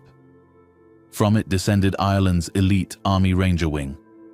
They fast roped onto the deck and secured the vessel within minutes. The crew, stunned and outmatched, didn't resist. The fire in the lifeboat was quickly extinguished, The ship was then piloted to Cork Harbour by Navy personnel. On board, the Rangers and Gardaí began their investigation. 6 crew members were detained in handcuffs. Below deck, they uncovered over 80 large bales of cocaine, each one packed with 1-kilogram bricks of high-purity product. The estimated street value was $157 million. Even after the seizure, the investigation didn't slow. A trove of digital evidence was recovered, including phones the crew tried to dump or hide. The Garda National Cyber Crime Bureau extracted chat logs from WhatsApp and Signal, complete with timestamps, GPS locations, and message histories. The conspiracy was laid bare. When the men were taken into custody, most were silent at first. Some claimed ignorance, but as the evidence piled up, confessions followed. 8 men in total were charged and convicted, 6 from the Matthew, 2 from the Castlemore. The case was tried in Ireland's Special Criminal Court because of its links to organised crime. In June 2025, sentencing was handed down. Kamali Ozgen received 20 years. He had no maritime role but occupied an officer's cabin. He was considered the cartel's man on board. Harold Estoesta got 18 years. He had defied Irish authorities more than anyone else, repeatedly ignoring commands. Captain Sohail Jelva received 17.5 years. A well-educated mariner with a clean record, he claimed financial desperation. He had moved to Dubai, hoping to fund a soccer academy and secure permanent residency. The court acknowledged his wife's cancer diagnosis and otherwise clean past, but held him accountable. Saeed Hassani got 15 years. He too had no previous convictions and a history of legitimate maritime work. Letters submitted to the court described him as a family caretaker pushed into crime by financial need.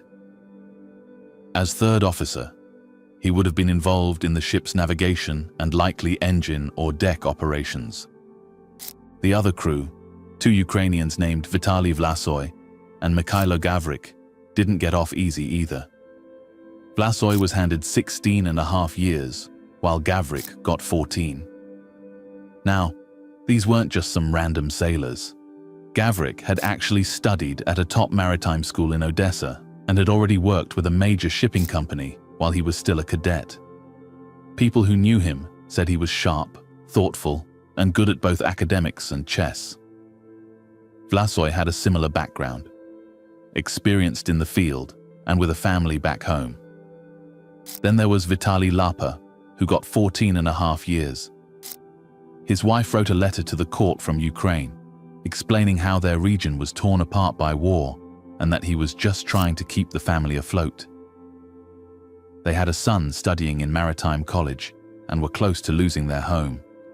That might have helped him get a bit of leniency. The shortest sentence went to Jamie Harbron, who got 13.5 years. He was the only British guy in the mix. A psychological report described him as impulsive and anxious, and he didn't have much education. He basically followed whatever Lapa told him. After the shipwreck, he barely made it out alive, and the trauma from that left him with PTSD. The whole operation collapsing was a serious blow to the criminal network that planned it. But even now, none of the supposed cartel leaders behind the scenes have been publicly charged for the bust. What do you think of this interesting case? Let us know in the comments. Should the cartel bosses abroad be held accountable for their actions? If you liked this crime story, please don't forget to like, comment, and subscribe. Thank you for watching, and we will see you in the next one. It's 3:47 a.m. on a September morning in 2024. The radar screen at West Cornwall Sea Observatory displays a single dot crossing the darkness. Within a few minutes, that dot would initiate the largest ever drug bust in recent UK history. A 28-mile high-speed pursuit that ended with £18 million worth of cocaine on the seabed. It's no typical crime drama. There were no shots fired and no assaults.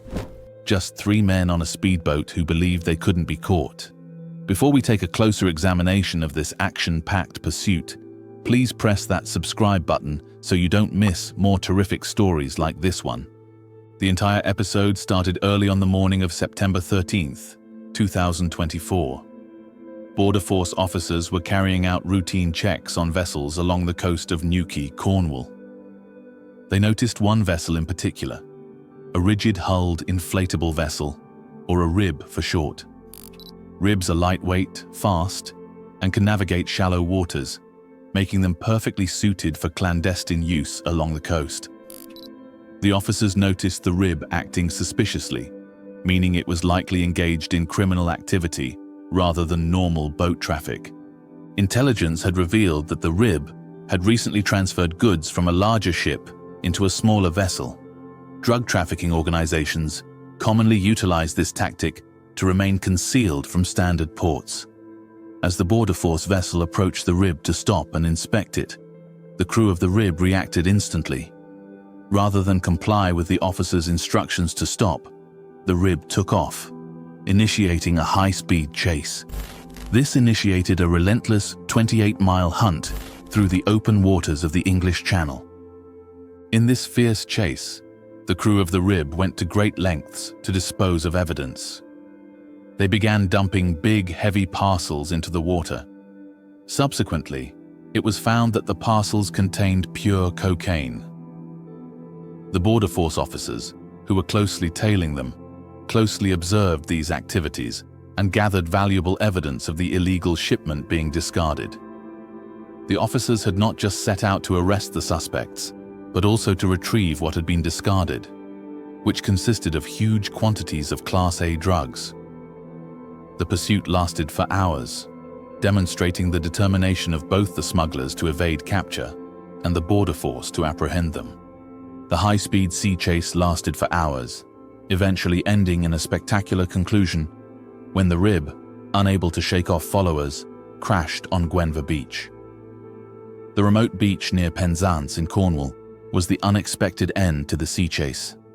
The impact of the grounding brought the vessel to an immediate and jarring halt. The three people aboard the rib were Peter Williams, Scott Johnston, and Edwin Yahir Tabora Baka. They tried to escape on foot. Their attempt to flee across the beach was swiftly thwarted. Border Force officers, who had followed closely throughout the chase, quickly caught up with all three suspects on the beach and detained them at the crash scene. The rapid apprehension prevented any further attempts to dispose of evidence or evade capture. Following the arrest, quick action was taken to recover the abandoned cargo. Border Force, supported by specialist agencies, carried out a thorough recovery operation in the seas around the area and along the coastline. The operation successfully recovered 6 large bales that had been abandoned in the sea during the chase. These bales contained approximately 230 kilograms of cocaine, with a high illegal value and damage potential. The street value of this recovered shipment was estimated at £18.4 million. This significant recovery was a blow to the illegal drug supply chain targeted at the UK market, preventing a large quantity of drugs from reaching communities and causing social and economic damage.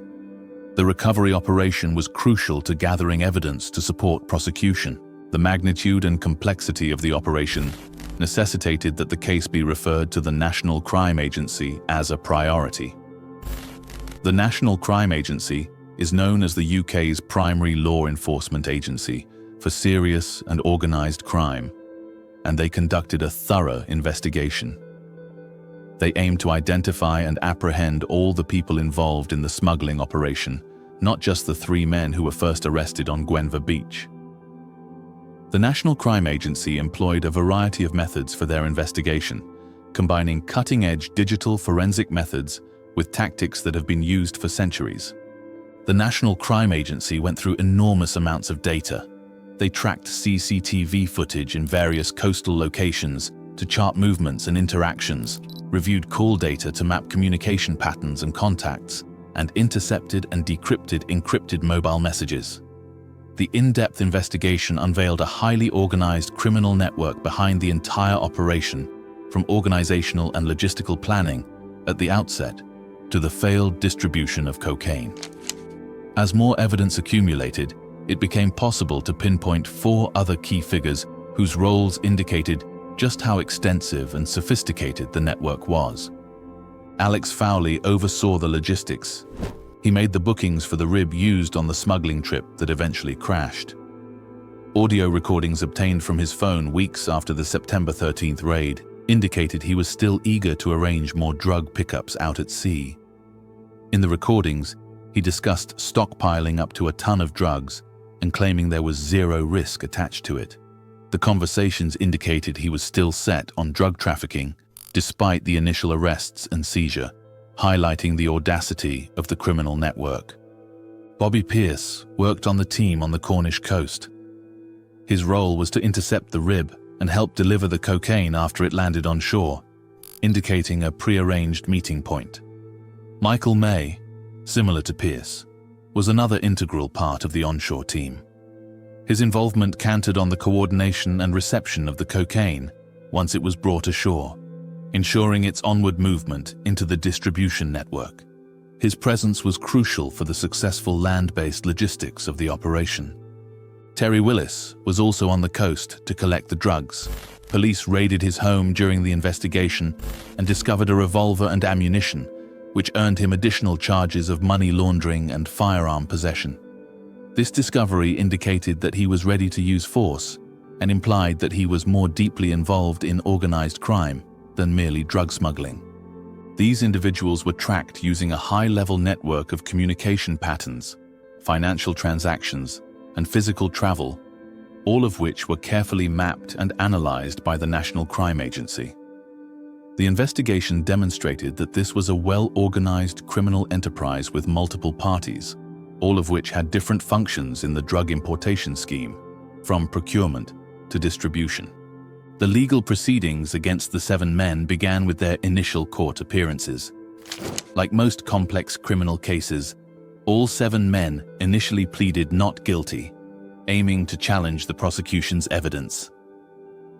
Edwin Yahir Tabora Baka, who was one of the 3 men detained on the boat, insisted he was an innocent bystander. He insisted he was a tourist who had accepted an unsolicited invitation from Peter Williams and Scott Johnston to go fishing. This assertion, however, was clearly and forcefully countered by undeniable evidence on his phone. This evidence, which included messages detailing the criminal activities of the group, and more so, a photo of the cocaine shipment on the boat, was crucial in breaking down his defense, demonstrating that he was a willing participant and aware. As the prosecution presented its case, the evidence was clear for several defendants. Faced with the solid and well-organized evidence from the investigation, 5 of the 7 men later pleaded guilty. They pleaded guilty to conspiring to import Class A drugs.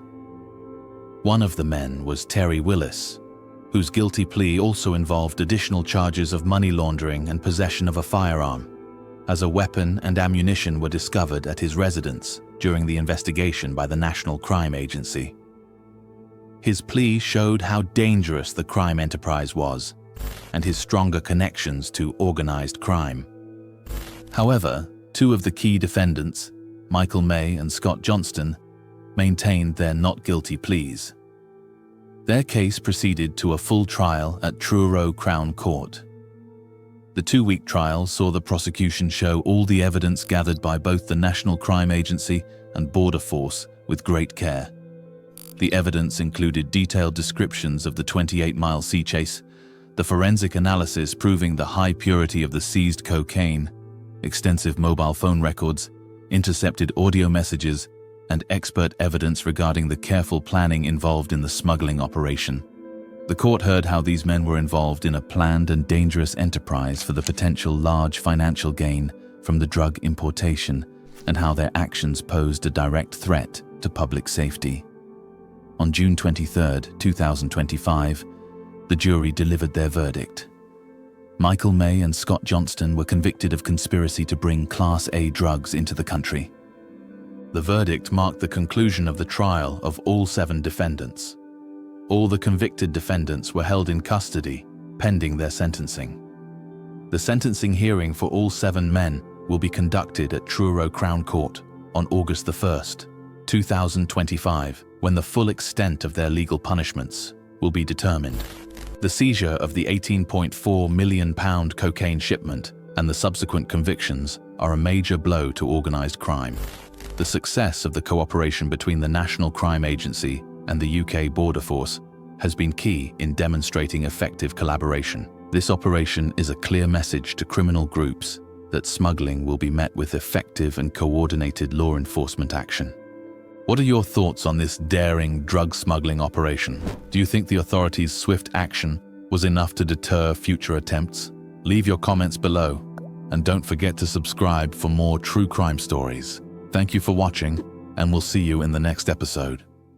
This is the story of Patrick Fitzgerald, a boss behind the crimes happening in the streets of Dublin. His incredible ability to work from behind the shadows made him one of the most invincible names in Irish crime investigation. And even such a person like this had a beginning. But unlike normal gang life that grew from being a pawn to having influence in your gang, Fishy had a very unique path. A path that made him a crime lord with not even a single suspicion from the authorities. Patrick Fitzgerald. You see, back in 1998 and 1999, Fishy barely made any noise. He had his codes: keep your head down and stay quiet. These were the principles behind his super efficient ability to move through the shadows, even while the Gardaí were on a major rampage, shutting down big-time operations in the criminal world and hauling many gang lords to prison. Fishy was so good that he wasn't even suspected of being in a gang, nonetheless a gang lord. But this wasn't only by Gardaí. Other gangsters were also in the dark on this. His camouflage was perfect. He didn't dress flashy, never talked loudly. But no one could be that clean, and Fishy knew this. So he did something very genius. In his early years in crime activities, he filled his records with a few traffic violations here and there. And it worked well, because by 2005, when Fishy was still simply a rude guy to the Gardaí, Fishy had already walked his way up to owning a big gang. But one mistake almost brought the man in the shadows to the spotlight of investigation. In 2006, Fishy was driving and got pulled over by the Gardaí. He wasn't speeding or breaking any traffic rule, and the Gardaí wasn't stopping him for any crime, but for the usual random checks. But when Garda officers checked the car, they found something they never expected from the simple man. Inside the space where the spare tire usually goes, they found €48,000 in cash, neatly packed, like it was being moved. Fishy, trying to avert all suspicion, said it was money he earned legally from a side hustle. But the Criminal Assets Bureau didn't buy the lie. The Bureau, being good at what they did, were able to connect the cash to illegal activity, and because of this, they made him hand over almost €50,000 under court order. That one stop is believed by many to be the beginning of the crash of his criminal legacy. Now, even though Fishy was not a major suspect at this time, he had entered the detective radar. And it was just a matter of time before they would come knocking at his door. But if you think that a simple traffic stop would get Fishy, think again. Because Fishy didn't just continue his activity, rather, he upped his game, expanding a tight crew that took over the streets of Finglas. By 2010, Fishy's gang had increased to over 20 men. And Fishy, being the kind of person he was, had his strategy that drew less noise. His gang didn't go after the big catch. They didn't go after banks or empty warehouses. They only hit homes. Regular middle-class homes in places like Ashbourne in County Meath, Naas in County Kildare, and Blanchardstown in Dublin. But Fishy wasn't kicking in doors. Rather, he was the one planning it all. But he wasn't doing it just for the money. Gardaí reported later that the robbery cash was being used to fund drug deals, another of Fishy's underground operations. But then Fishy made one of the biggest moves that would lead to a chain of wrong steps and eventually his downfall. And this was cocaine. Fishy got too deep into cocaine, becoming an addict. and that was when he began losing control. The formerly calm crime boss began having a bad temper, making his operations louder.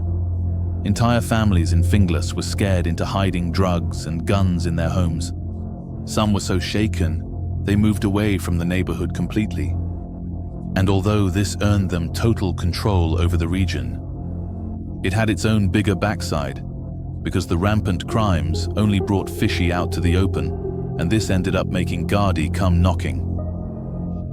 By 2012, detectives all over Dublin had Fishy's name on their desks, and soon the raids began. But it didn't just stop. At some point it got intense over the years, with the detectives hell-bent on bringing Fishy down. And even though there were times Gardaí felt they got him, Fishy still had an ability up his sleeves, the ability to evade charges. Just like he did after a raid on a house connected to his gang that turned up a full cannabis grow house with more than 100 plants, a couple of firearms, and documents that pointed straight at Fishy. He managed to slip.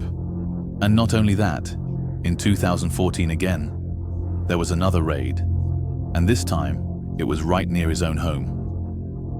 A fully loaded gun was found stashed in a neighbor's garden in Finglas South. Garda officers were sure it was his, but again, he wasn't arrested. Now there was no simple explanation to this. Fishy just had a way of escaping charges. The only reason that could be pointed to was how he performed his gang crimes. They left no fingerprints and no witness, so the Gardaí couldn't prove anything. Fishy was basically invincible. But this kind of invincibility had a way of raising suspicion, and soon backfired in the most painful way. With all the charges that Fishy was beating, they began asking questions. Because such unusual invincibility meant two things in the organized crime world. It was either he was working with Gardaí, or he was giving people up. But Fishy was doing none of that. But that didn't stop the trust in his gang for him to be broken that same year. Fishy's own crew turned on him. He was cornered, beaten up, and thrown out of his own gang. That was after they had stripped him of everything. His money, his status, everything. And for the first time in years, Fishy was actually vulnerable. And according to Fishy, it was during this time he quit cocaine. But Fishy didn't walk away from crime. Instead, he began doing things differently. Fishy again started moving quietly behind the scenes, but this time in a more tactful and different way. Younger criminals, especially the ones who didn't grow up during his most violent years, began looking up to him as their mentor, receiving advice from him. And from there, he made secret connections that helped him with running some things on the street. He even started getting close again with people who once worked for Eamon, the Don Dunn, a gang boss who was shot dead in 2007. He also rubbed shoulders with newer faces like Alan Bradley and Christopher Waldron, flashier guys who had money, cars, and bold reputations. But by this time, things had changed a whole lot, and backing younger crews now meant picking a side. And Fishy was made to pick a side during one of the worst gang wars Finglas had seen. On one side was Glenn Ward, known as Mr. Flashy, leader of the Gucci gang, with ties to the Kinahan cartel. On the other was James Whelan, known as Juan. He was more low-key and quiet, but every bit as dangerous. Fishy backed Juan's side. He didn't just offer only advice, but he mentored some of his coming-up crew members. Then came April 3rd, 2022.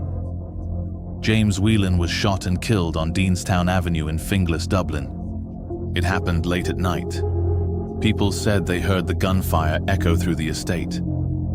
The shooting wasn't just a hit, it was a statement. Juan was the first gangland victim of the year, and his death sent a wave of fear through the city. Flashy survived, although he was later arrested. But things didn't calm down yet.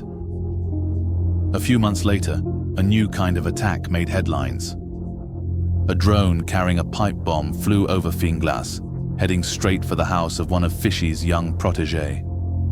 But luckily, the bomb didn't go off. It missed the target. But the message was clear. And just as always, Fishy was in the center of this war, supporting the gang from the shadows. And this is where Gary Carey comes in. Gary Carey was a small-time drug dealer from Cherry Orchard, West Dublin. Nothing much, but he must have been linked to the gang wars, and by late 2021, a gang in Ballyfermot had decided they wanted him dead. And then it happened.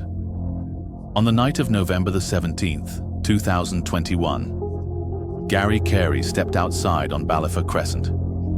Then two men in a stolen black Opel Zafira pulled up fast and opened fire on Carey. Carey was hit in the stomach several times but somehow kept moving, bleeding badly. At first, Gardaí didn't know Fishy was involved, but after a series of investigations, it was later discovered that Fishy planned most of the operation. He was responsible for the purchase of the cars used in the shooting, the black Zafira and a Toyota Avensis. After the job, both cars were found burnt. The Zafira still had the two guns inside, but this time Gardaí wasn't going to let him go. They followed camera footage, pulled phone data, and checked financial records, and slowly they built their case. Later in May 2025, it caught up to him. Fishy stood in court and admitted to part of the crime. He didn't confess to attempted murder. Instead, he pleaded guilty to helping a criminal gang try to kill Gary Carey. But that was not all. While Fitzgerald was still out on bail for a crime he had committed back in August 2023, he jumped back into violence. But this one was like back in the days. The usual home invasion and robbery in Templeogue, a quiet residential neighborhood in South Dublin. Fishy wasn't alone. He teamed up with another criminal, someone he had worked with before. They had a lead on a huge amount of money stolen by a former bank employee that was kept in that house. The victims of the robbery were a married couple in their 70s, their adult daughter, and a 6-year-old granddaughter.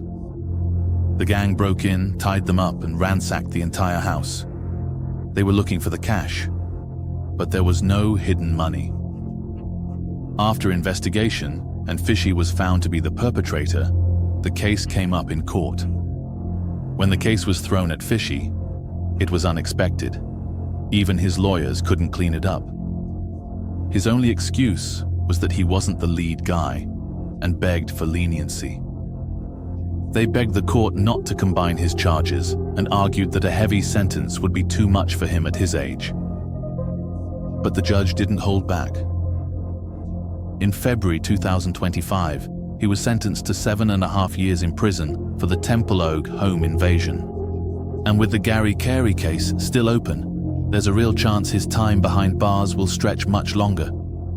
His previous charge was also applied this time, sentencing him to an extra 9 years in prison for conspiring with gang members and aiding their getaway. With a total of 15.5 years of jail time at the age of 48, Patrick "Fishy" Fitzgerald went down, not as a shiny hero of street gangs or a crime boss, but as an old man whose sins finally caught up with him. What do you think of this crime story? If you enjoyed this video, please don't forget to like, comment, and subscribe. Thank you for watching, and we will see you in the next one. It's broad daylight at McGinley's petrol station in Derry, Northern Ireland, at 12:40 p.m. on August the 17th, 2021. CCTV shows a small hatchback crashed into by a grey BMW, which caused the car to spin violently across the fuel station area. As a horrified mother pulled her small daughter from the wreckage, narrowly escaping more catastrophe, the scene was chaotic. But what looked like a traffic accident soon spiraled into something far more sinister. This was part of a bitter family feud that had been simmering for decades, and not a traffic collision as we first thought. 6 men, some masked, showed up at the pump area with far from amicable aims. Armed with crossbows, pitchforks, and handmade weaponry, they first charged at each other in a scene of total chaos. In the fuel station area, the chaos never stopped. It extended into a nearby shop where Garda later showed up and arrested several suspects. What appeared like a casual street fight was anything but. It was a brutal eruption of an ongoing feud between two branches of the renowned Stokes traveller family, and the violence was far from over. The confrontation was personal. Members of the Derry Stokes group and their Longford rivals, two families deeply engaged in a fierce and growing battle, were involved in the incident. A woman with a broken ribcage was left after the terrible violence, and a man lay on the ground, his skull broken from repeated blows. This was a family argument that had reached its boiling point, and its effects were far-reaching. Gardaí swiftly apprehended 6 men involved in the violence. Among them was Kevin Stokes of Derry, who was charged for his participation. He was charged with fighting, possessing a crossbow, and inflicting serious physical injury with intent. Prosecutors claimed Kevin had assaulted an opponent lying helpless on the ground, a horrible action that left the victim with significant wounds. Kevin was with his brother Dylan Stokes, who was charged with dangerous driving in connection with the incident. Then there was a 14-year-old boy, whose identity was protected by law, accused of carrying a pitchfork and a knife in public and participating in the brutal fight. 2 other men charged were involved with the Derry Stokes side. The petrol station brawl was just the start. The violence did not cease with it. The battle later turned more violent in less than 24 hours. At a traveller camp on the outskirts of Derry, a fire started. 2 caravans burning were discovered by firefighters and Gardaí when they got to the scene. Clearly set on fire deliberately, the fire was no coincidence. The ruined caravans belonged to the Longford Stokes group, the same family who had fled their homes as they looked for safety from the previous day from Derry. The fire was connected to the fight, a revenge gesture intended to send a message. The conflict was far from over, and neither side could find a simple exit. Fortunately, firefighters were able to stop the fire from spreading to other surrounding mobile homes. Thankfully, no one was inside the caravans when the fire broke out. The message had, however, been sent. The violence would go on. For their bail hearing, the 5 people involved in the petrol station fight showed up in Derry Magistrates' Court the next day. Despite the brutality of the aggression, the court decided to release all 5 defendants on bail. Under severe circumstances, each was released, including a command not to have contact with the victims or any members of the competing family. The prosecution fiercely opposed bail, noting the continuous tensions and extremely real risk of more violence. According to a Garda detective's testimony, there was a high likelihood of retaliation should the 2 groups run across paths once again. The prosecution said that setting the defendants free could jeopardize public safety because innocent bystanders had already been drawn into the violence. It came out at the same hearing that at least 2 of the Longford Stokes men were wanted by authorities in the Republic of Ireland for major crimes. This only complicated the case, as legal actions were slowed down by the families living across several areas. The wheels of justice were turning sluggishly, and the conflict was far from being settled. The Stokes families were stuck in a battle not going away anytime soon, as the legal process dragged out. The media barely covered any immediate confrontation between the 2 groups for much of 2022 and 2023. While the Derry Stokes stayed in their home region, the Longford Stokes group had retreated southward. Though the families kept a low profile, tensions were building under the surface. Gardaí intelligence showed that the disputes had not been settled. Both sides were just waiting for the perfect time to strike once more. Although the public excitement had subsided, the animosity among the families had not vanished. Social media kept the argument alive. Messages and videos spread in which associates of both sides insulted and even issued fight challenges in person. Although these talks were primarily verbal, they kept feeding the conflict between the 2 families.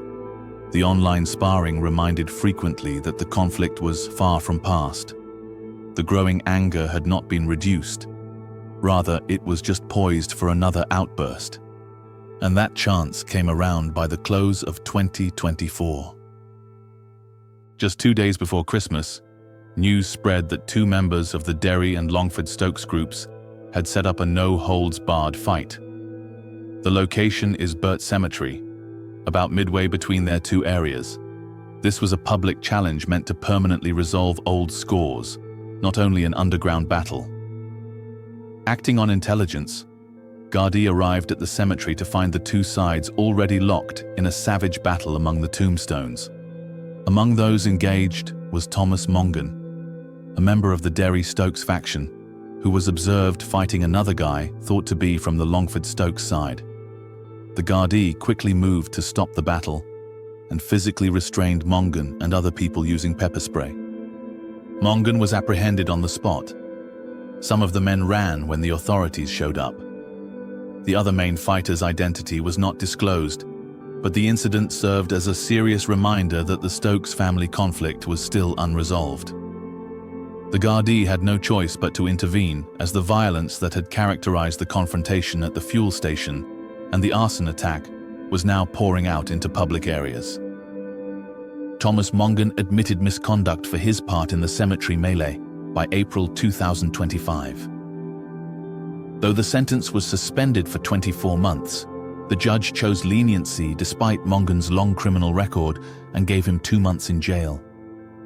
This relatively light punishment led to questions about whether the legal system was prepared to manage the growing violence surrounding the Stokes family dispute. The authorities were having great trouble containing the violence despite the explosive outbursts and open altercations. The Stokes feud went unaddressed as the year came to an end, and the judicial cases arising from the August 2021 fuel station battle were still pending. The trials were postponed, with no definite end in view. Particularly with the families residing in several areas, authorities worried that the cycle of retaliation could go on endlessly. Still to be answered was the question of whether the violence might ever be halted or the Stokes families were condemned to dwell in a never-ending circle of revenge. From a fuel station altercation, the Stokes versus Stokes battle had grown into a string of vicious confrontations, arson attacks, and no-holds-barred fights. The authorities had attempted to mediate, but the underlying hatred between the families made it almost impossible to stop the cycle. It seemed that this conflict would haunt Derry for years to come, as legal procedures took a long time, and public violence remained a very real threat. What are your thoughts on the ongoing Stokes family feud? If you like this crime story, please don't forget to like, comment, and subscribe. Thank you for watching, and we will see you in the next one. It's a quiet suburban street in Stafford. The sun is beginning to rise, and most are still in their beds. Police cars quietly pull up to a small dwelling on Canberra Drive. No loud sirens, no commotion. Just the calm actions of officers ready to arrest someone for harming children throughout the UK. The resident of that dwelling is Brian Asante, a 23-year-old who would become one of the youngest and smartest drug bosses in British criminal history. But this is not a story of guns, violence, or territorial fights. This is rather more sinister. A story of how a young lad with a baby face turned kids into drug dealers using mobile phones, social media, and the deceitful tactics of modern criminal gangs. This was a business that employed vulnerable kids in England to smuggle heroin and cocaine from the West Midlands to isolated towns. As we dive deeper into this story, please make sure to hit that subscribe button. You won't want to miss how Brian Asante's empire crumbled and how technology played a role in this chilling crime. Before we talk about Brian Asante's case, we need to understand the crime situation he was involved in. County Lines is a new British model of selling drugs that has damaged many communities in the UK. The term is derived from the particular telephone lines that urban drug dealers use to take orders from buyers in rural towns and areas. But county lines are not just about selling drugs. It's about hurting children. Criminal gangs prey on vulnerable children, typically from broken families or struggling at school, and slowly recruit them. The children are given money, designer gear, and a sense of belonging. But in reality, they are living in fear, violence, and abuse. New government data reveal that approximately 14,500 children were categorized as at risk of being exploited for crime during 2023 and 2024. The Children's Society estimates that roughly 46,000 children in England are in gangs, but there are thousands more unreported cases. It is not only a crime, it is child abuse on a large scale. Brian Asante knew this system inside out, and he used it with terrifying effectiveness. Brian Asante was born in 1998 and brought up in Stafford. Unlike most crime gang leaders who have had troubled upbringings, Asante apparently had an ordinary middle-class upbringing. There were no obvious warning signs, no massive childhood issues that could have led to what he has done since. He was an ordinary young man, but under this plain appearance, Asante had something much more evil. By 2021, at the age of only 23, Asante had spotted an opportunity.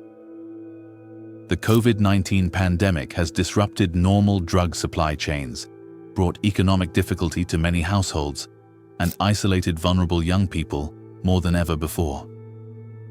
School closures meant less supervision, and financial pressures made the promise of easy money even more tempting for struggling families. Asante didn't look at these children as being vulnerable. He looked at opportunities. Between February and September 2021, Brian Asante built a well-established and complicated network of drug dealers, police later said. He worked from Wolverhampton and Stafford bases and set up two main drug lines, the J line and the AB line.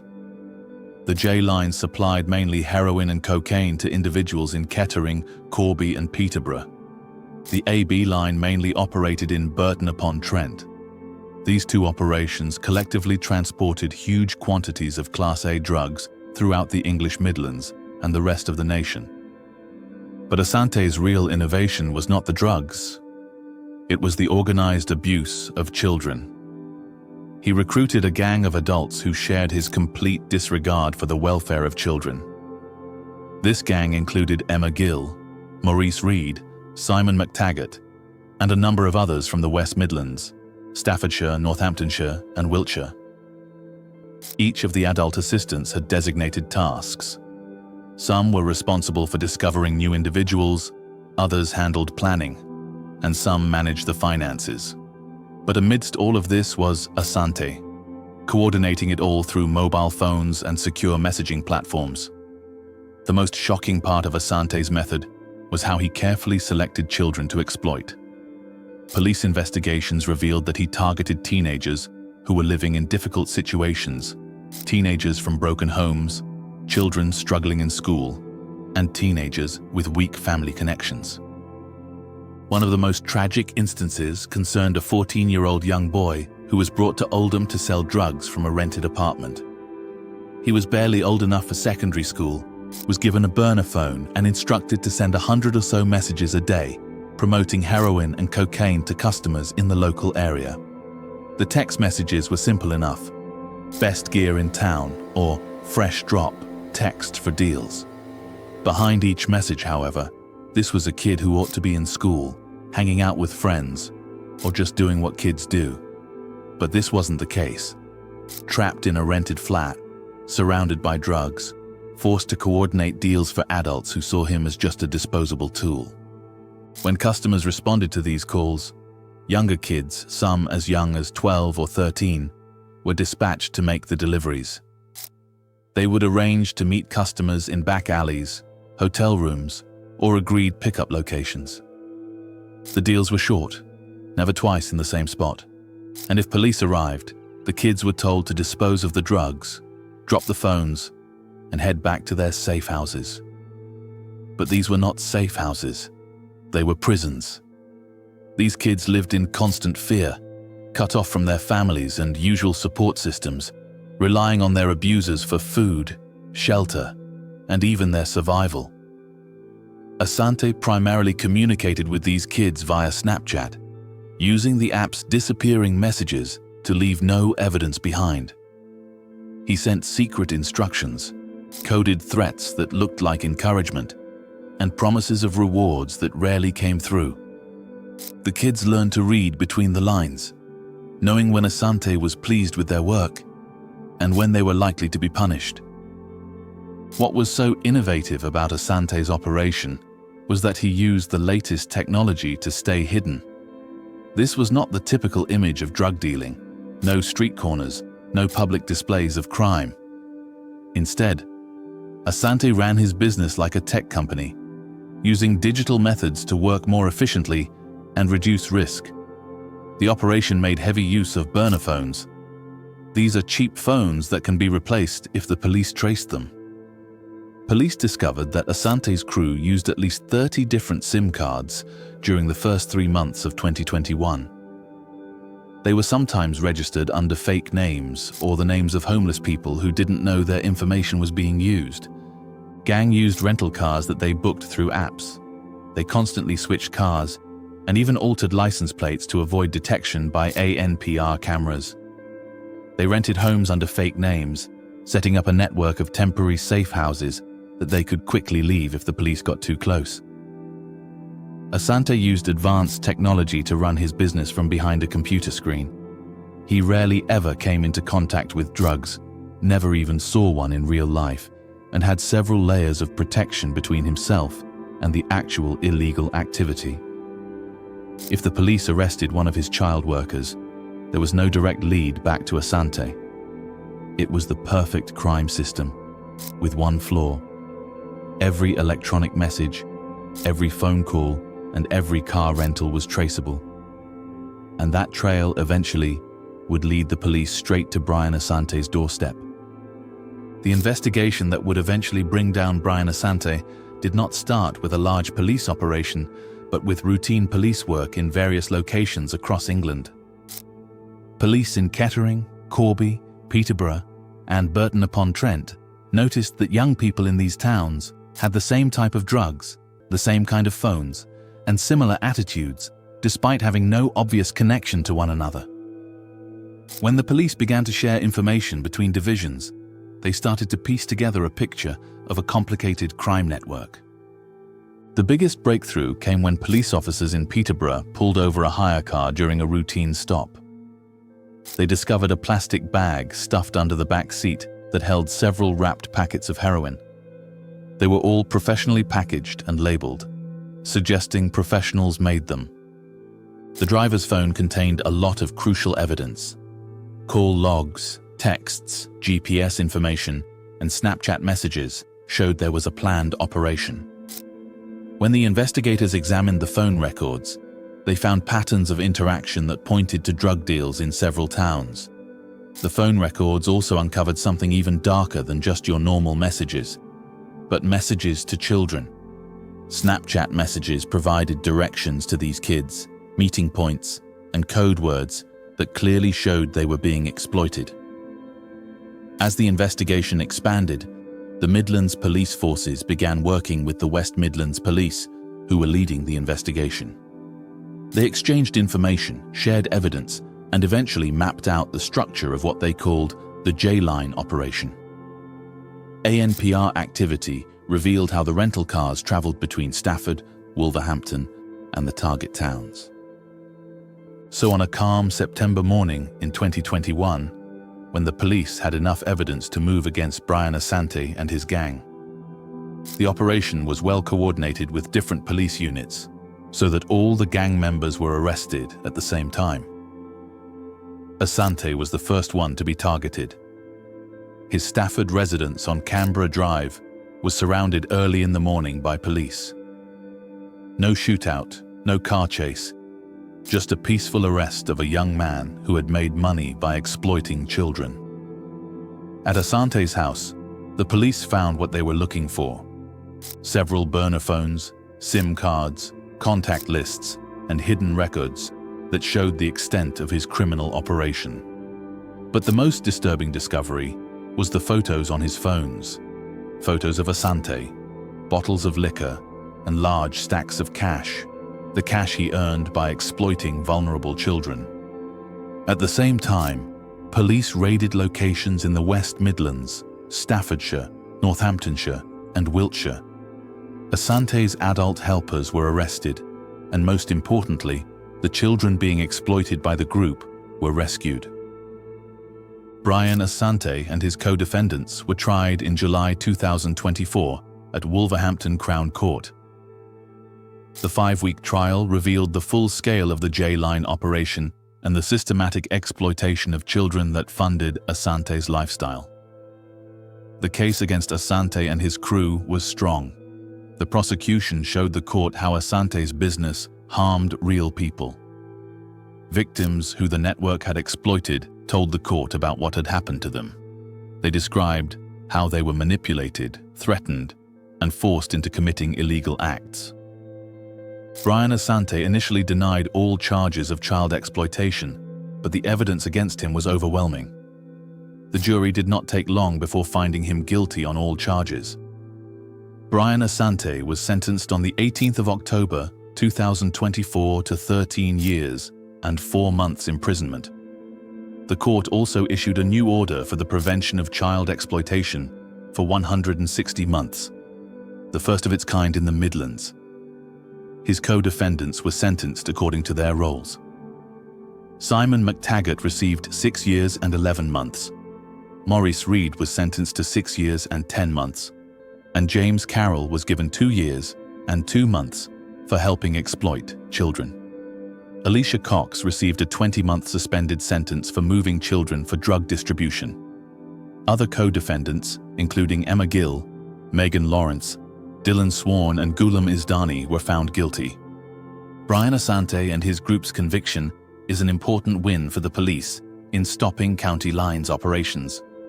Detective Sergeant Gavin McGrath from the West Midlands Police's County Lines Task Force said it was breaking apart a well-developed and complex network that had been sending large amounts of drugs all over England.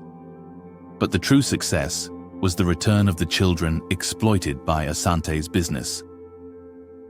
Brian Asante is behind bars, but the issues that allowed him to exploit children, poverty, family problems, the lack of social services, and the need for illegal drugs remain. Unless we address these root causes, there will always be another Brian Asante to exploit these vulnerable children. If this story made you reflect on the dark side of technology and child exploitation, we'd love to hear your thoughts. Share your comments below. Let us know how you feel about the case and what can be done to protect vulnerable kids. Don't forget to subscribe and turn on notifications for more true crime stories like this one. Thank you for watching, and we will see you in the next one. On a quiet farm in East Ardsley, West Yorkshire, a man sprints across the yard, jaw tight, every muscle in his body wound like a coil about to snap. He hauls himself into the cab of a massive yellow JCB digger, fires up the engine, and reverses it out into the open yard. Nearby, his teenage son disappears into the farmhouse and walks back out cradling a double-barrel shotgun. A third man is already waiting, ready. It's a Sunday evening in August 2021, and within 40 minutes, these 3 men will drive that digger and a flatbed van into a family caravan site, trap everyone inside, and open fire on 2 men at point-blank range. Both victims nearly died on the ground that night, and every single second of the plan captured on their own farm security cameras. This is the story of a christening that turned into a bloodbath, a feud that went from fists to firearms inside a single afternoon, and a piece of CCTV footage that ultimately sent 3 men to prison for a combined 70 years. Let's go back to where it all started. The Batley family were a local farming family from East Ardsley, respectable on the surface. On that Sunday in August 2021, they were hosting a christening celebration at the Hanging Heaton Golf Club in Dewsbury. Music, drinks, family, friends. The kind of afternoon that's supposed to end with tired kids and good memories. Among the guests was 28-year-old Patrick Doran, who lived at the nearby Tingley Caravan Park with his extended family the Dorans and the Prices. Patrick Doran had been invited, but prosecutors would later suggest he wasn't exactly the most welcome face in that room. There was history between these two families. Bad blood that had been simmering quietly beneath the surface, waiting for the right moment to boil over. That moment came around 4:30 in the afternoon. Exactly what ignited it depends on who you ask. Richard Batley, the 53-year-old farmer and host of the christening, would later claim he saw Doran messing around with white powder in the toilets. Drugs, he said, were brought to a family event celebrating a child. Other witnesses told a slightly different story, suggesting Doran had mouthed off or shown disrespect toward Richard directly. Whatever the true trigger, what happened next was captured clearly on CCTV from the golf club car park. Richard Batley took off his jacket, rolled his shoulders, and marched straight toward Doran. He started throwing punches. Within seconds, his 18-year-old son Joshua was in the mix, and so was their cousin Sean McDermott. 3 against 1. Doran went down under a flurry of punches and kicks as the brawl spilled out of the car park and onto the road outside. By the time it ended, Patrick Doran was badly beaten, bleeding, and humiliated in front of people he knew. He pulled himself together, looked at what had just been done to him, and made a decision. This wasn't over. While Doran was regrouping, the Batley side were already celebrating. Sean McDermott was spotted at a nearby pub called the Hare and Hounds in West Ardsley not long after the fight, blood-stained shirt and all, shadowboxing in the car park like he'd just gone 10 rounds and won. Joshua Batley was on his phone, texting McDermott and buzzing about the beatdown they'd handed out. McDermott replied, telling Joshua he'd smashed it. Joshua fired back with something that would later be read aloud in a courtroom. "Batley boys, no matter what." They thought the score had been settled. They thought they'd won. They were wrong. Patrick Doran went straight to his cousin William Price. The two had grown up together on the same caravan site, thick as brothers. When Price saw Doran come home bloodied and bruised, there was no conversation needed. They were going back out. But they were smarter about it this time. Going back to the golf club meant walking into a crowd of Batley supporters, and they weren't about to make that mistake. Instead, they identified a softer target, Sean McDermott, who had separated from the Batleys after the christening fight and gone home to his house on Batley Road in West Ardsley. Just after 5:30, an Audi pulled up outside McDermott's address. Doran and Price climbed out. Doran was carrying a glass bottle.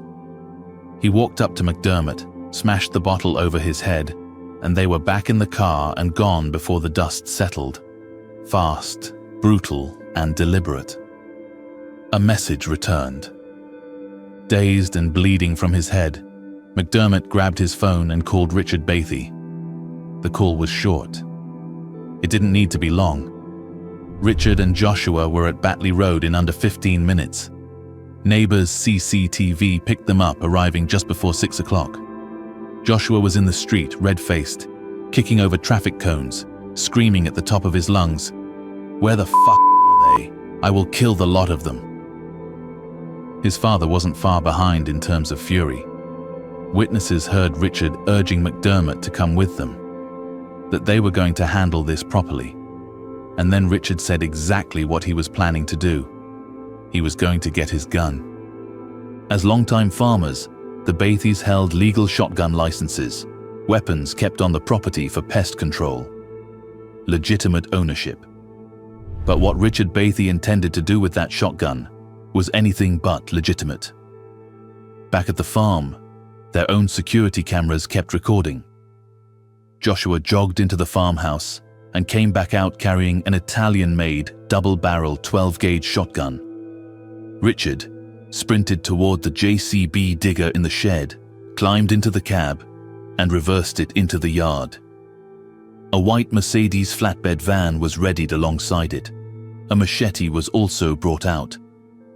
Investigators would later describe what they were watching on that footage as a coordinated, premeditated armed expedition. A convoy assembled with one purpose: to go to that caravan site and make the price Doran family pay. The convoy left the farm shortly before 6:30. A fourth man, 25-year-old Edward Sr., had been at the christening earlier in the day, but left before the trouble started. He'd been following events through texts, and now he joined the group, trailing behind in his Ford Focus. The JCB led the way down public roads toward Tingley. The Price family's caravan site was a small private yard tucked near the M62 motorway. One entrance, one exit. Multiple generations of the same family living in caravans and mobile homes. On a quiet Sunday evening in August, there were women and children on that site who had no idea what was about to come through that gate. When the convoy arrived, the JCB turned into the entrance and stopped dead, blocking the gate, trapping everyone inside with nowhere to go. Richard Batley leaned out of the cab and began screaming, directing abuse and threats at Doran and Price by name. Sean McDermott dropped out of the van with the shotgun in hand. Joshua Bathey came out wielding the machete. Together, they moved through the site, shattering car windows, smashing caravans, destroying property while families scrambled and screamed and tried to find somewhere safe to go. McDermott raised the shotgun toward the sky and fired once. A warning shot meant to tell everyone on that site that he was serious. Patrick Doran stepped forward anyway. He wasn't going to hide. Joshua Bathey came straight at him with the machete, slashing. Doran took a hit, but managed to dodge the worst of it, blood running, still on his feet and fighting back. At the same time, William Price was squaring up to McDermott, who now had the shotgun pointed directly at him. Price's sister was standing nearby, watching, unable to move. Price looked at the barrel aimed at his chest and made a split-second decision. He lunged forward and grabbed the end of the gun with both hands, trying to wrestle it away before McDermott could fire. McDermott pulled the trigger. The blast tore into William Price's left arm at point-blank range. His elbow was destroyed. The flesh of his forearm was shredded apart. He hit the ground screaming. McDermott turned. Patrick Doran saw the barrel swinging toward his face. He threw his right hand up instinctively, palm out, a last desperate attempt to protect himself. McDermott fired again. The shot blew off 3 of Doran's fingers. The blast also ripped into his upper thigh and groin, tearing through flesh and tissue. He went down hard. Price's sister ran forward, putting herself between McDermott and the 2 bleeding men on the ground. She screamed at him to stop, begged him, and pleaded with everything she had. McDermott looked at her. He hesitated. He didn't fire a third time. Before they left, one of the attackers turned to the people watching and told them plainly, "Don't go to the police. Keep your mouths shut." What they didn't know was that someone had already made the call. The convoy raced back to the farm. McDermott handed the shotgun to Edward Sr., who carried it deep into the farm's outbuildings and shoved it into a massive stack of plastic-wrapped hay bales, wedging the remaining cartridges in alongside it. He then collected the blood-soaked clothing the 3 men had worn during the attack and removed that too. On the farm's own CCTV, the same cameras that had filmed them arming up and driving out, Senior was captured giving a thumbs up to the men he'd just finished helping cover for. Police launched a major investigation that same night, treating it as 2 counts of attempted murder. When detectives obtained the farm's security footage, they found something prosecutors would describe as a gift, a visual timeline of 3 men preparing for a shooting, played out in full, on camera, in their own yard. Investigators then searched the farm for 4 consecutive days before they found the shotgun buried inside the hay bale stack. The shells were nearby. A boot print pressed into one of the bales matched Joshua Bathey's shoes exactly. McDermott's shoes, still carrying the victim's blood, were recovered hidden inside a traffic cone on the property. Richard, Joshua, and Sean McDermott were arrested and charged with 2 counts of attempted murder each, along with possession of a firearm with intent to endanger life. Joshua also faced a charge for the machete attack on Doran. Edward Sr. was charged with perverting the course of justice and assisting an offender. The trial opened at Leeds Crown Court in early 2022. Richard, Joshua, and McDermott all pleaded not guilty and forced the prosecution to lay out every piece of evidence in front of a jury. Senior, faced with the weight of what was against him, eventually pleaded guilty. The evidence presented over the course of that trial was devastating. Phone records, forensics, farm CCTV, boot prints in hay bales, blood on shoes, and eyewitness testimony from people who had been on that caravan site when the gate came down. A member of the Price family took the stand and told the jury she was watching her brother die in front of her. Richard Batley testified in his own defense, telling the court he never intended to kill anyone. He claimed he'd heard threats that Doran and Price were planning to burn his farm down and harm his family, and that he'd only gone to frighten them into backing off. He called the shootings chaotic, unplanned, something that spun out of control in the heat of the moment. The prosecution took that apart piece by piece.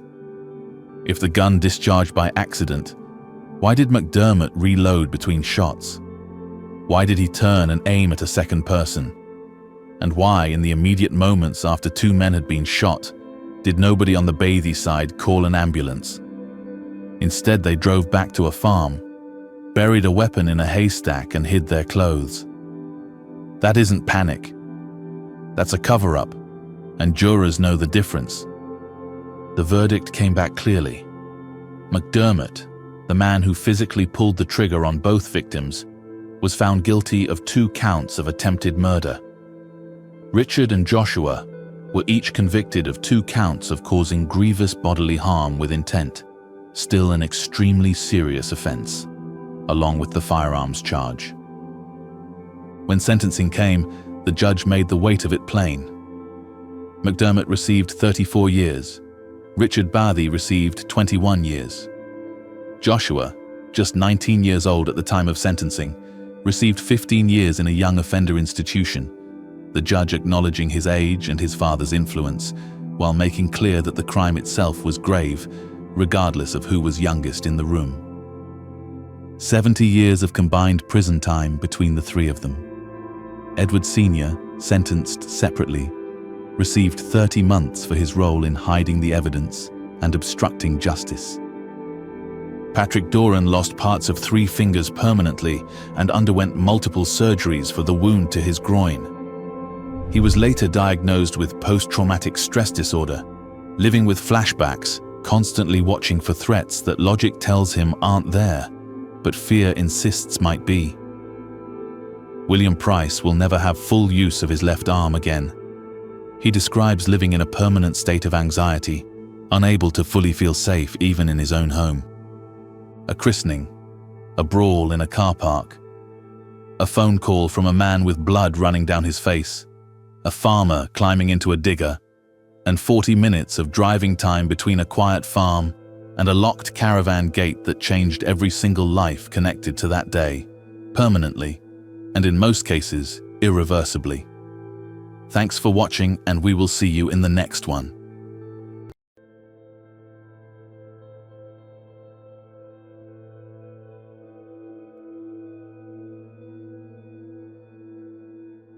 A quiet Cheshire street is bathed in police lights at 5 a.m. Police swoop on a mansion, arresting Paul Green, mastermind of Britain's largest drug smuggling gang, valued at £7 billion. The gang brought 50 tons of drugs into the UK, staying one step ahead of the law for years. Today's video is about Green's rise, high-tech tactics, global network, and the catastrophic errors that led to his 32-year prison sentence. Paul Green was born in 1965 in Widnes, Cheshire. Widnes is a chemical manufacturing town, with mostly working-class residents. There is not much information about his life when he was young, but he grew up in a modest area. Green ran hairdressers and a cleaning business in his 20s and 30s and became a local entrepreneur. These businesses gave him planning and organizational skills that he later used in criminal activity. In his 40s, Green sought greater profits and transitioned from legitimate business to crime. Green started his criminal career with small frauds in the early 2000s. He committed property scams and used fake names like Simon Swift and James Russell to hide financial problems. These crimes linked him to other criminals in northwest England and laid the groundwork for his future drug dealing. In 2015, Green had no criminal record, showing he could keep a low profile. His experience with fraud and ability to blend in helped him run a large drug operation. In August 2015, Green established a cocaine smuggling ring that was active until September 2018. The ring smuggled in 50 tons of cocaine, heroin, cannabis, and amphetamines worth £7 billion, and was the biggest drug conspiracy in the UK. The operation supplied criminal gangs across the UK, from southeast England to Scotland, with drugs. Green's gang acted as a wholesaler, exporting drugs to local gangs for street sales, earning gargantuan profits. Green hid drugs in shipments of onions, garlic, and ginger. The strong smells of these foods made it harder for drug-sniffing dogs at ports like Felixstowe and Harwich to detect the drugs. Since the goods spoiled quickly, inspectors were less likely to check them carefully. Out of 240 shipments, only 6 were stopped before the operation ended, showing that this method worked well. Green chose these foods to take advantage of weaknesses in customs rules, which let drugs enter the UK without being noticed. To help with the smuggling, Green set up fake companies like Blackpool Fruit and Veg. The firms had real-looking documents, like invoices and shipping lists, and rented storage facilities. Some of the companies copied real businesses and used stolen VAT numbers to avoid raising suspicion. Unaware trucking companies moved the shipments, not knowing they were carrying drugs, which kept the risk away from Green. Green's network extended to the Netherlands, where he partnered with Dutch criminals Barbara Reinbout and Johannes Vesters. His trucking business made it easy to move drugs from Europe using busy trade routes. Vesters and Reinbout supplied cocaine, heroin, and other drugs, making sure there was always enough supply. This partnership helped Green grow his business faster than any other drug group in the UK. The operation was organized like a business. Green oversaw strategy and foreign partnerships, assigning tasks to key associates. Sohail Qureshi handled day-to-day logistics, arranging shipments and distribution. Stephen Martin dealt with finances, hiding profits in bank accounts and shell companies. Russell Leonard arranged transportation, ensuring drugs reached warehouses. This organization distanced Green from dangerous activities while enabling him to maintain control of the network. Green focused on keeping his operations secure. He used EncroChat, a secure phone network under the name Duck Farmer, to talk to his associates. The platform shared details about shipments, payments, and partners, keeping the operation hidden. Green operated from a hotel room near his residence in Widnes, using its Wi-Fi to avoid tracking. He often changed phones and SIM cards, showing he understood how the police worked and was serious about staying off their radar. The operation used financial crimes to pay for its activities. Green and accomplice Leslie Quinn hijacked a man's identity to obtain a £262,000 mortgage. They opened bank accounts in the man's name and set up Blackpool Fruit and Veg, moving money around to pay drug debts. This scam showed Green was willing to target innocent people, adding another layer to his crimes beyond drug dealing. Green had a lot of money, but didn't show it off. Within 2 years, he spent £1 million, £26,000 of which went on watches and jewelry. When he was arrested, police took £10,000 cash from his home, a small part of his profits. Green put his money into property and businesses to clean it, avoiding the flashy image of other drug bosses. His neighbors saw him as a successful businessman, unaware of where his money came from. The drug operation was massive. The amount moved weighed as much as 30 cars. Green's group supplied drugs to street gangs and offered delivery services to other crime groups. They made money in two ways: by selling drugs and by charging to transport them.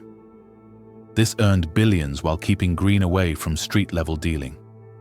The operation ran like a real delivery company, but its impact was devastating, causing addiction, overdoses, and gang violence across the UK.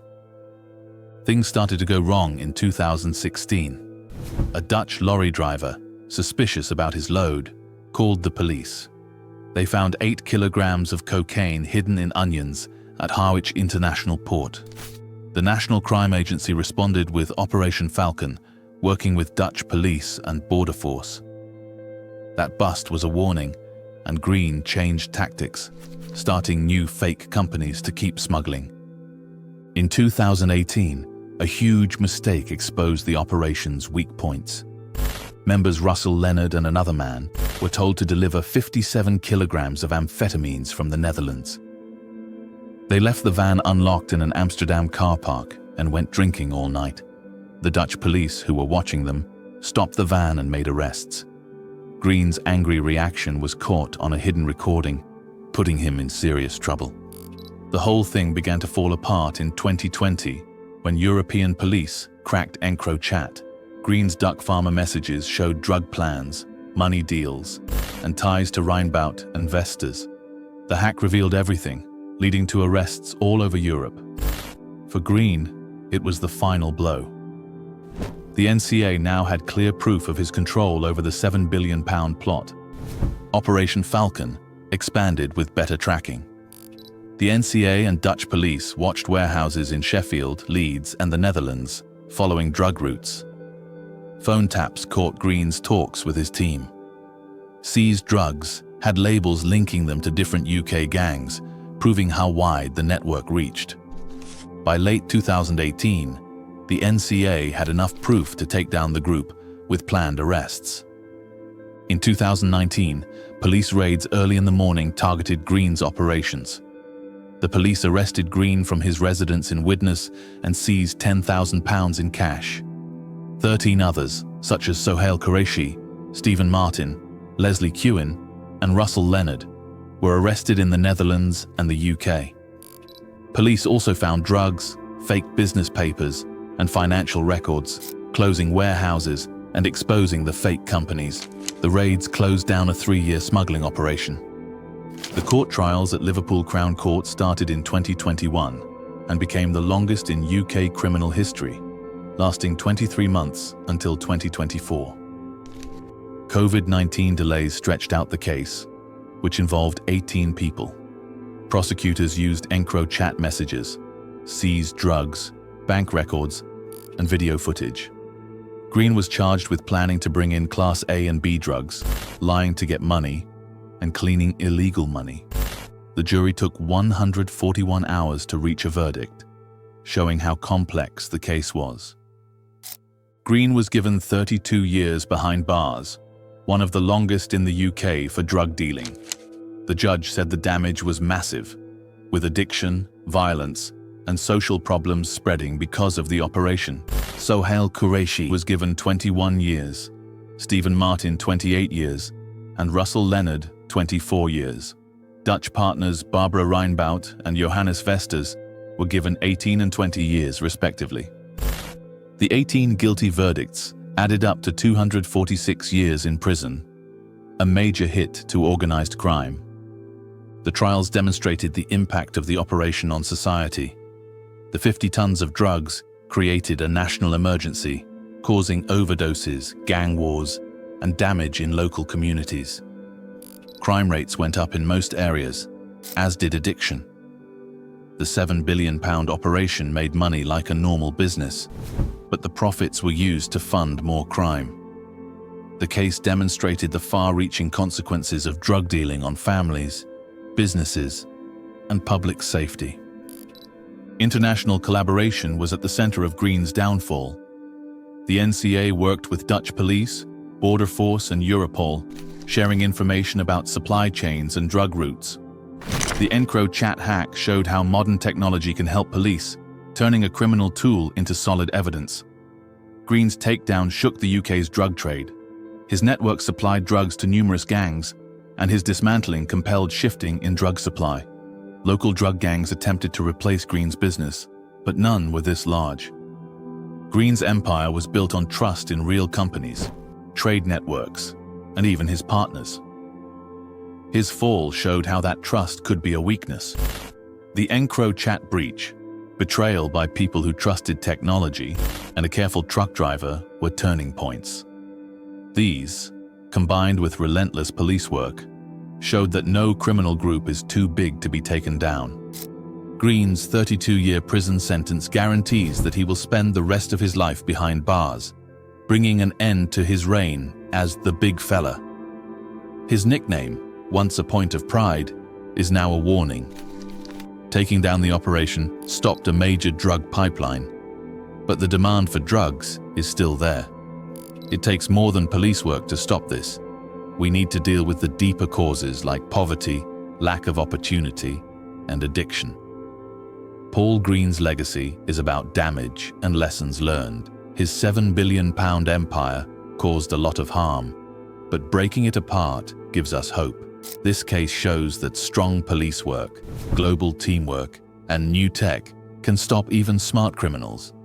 It also shows that we must keep working to support our communities and stop the next disaster driven by greed. How do we prevent the next huge drug bust? Leave a comment below, subscribe, and share your suggestions for additional crime and justice stories. Your suggestions fuel the conversation on combating organized crime.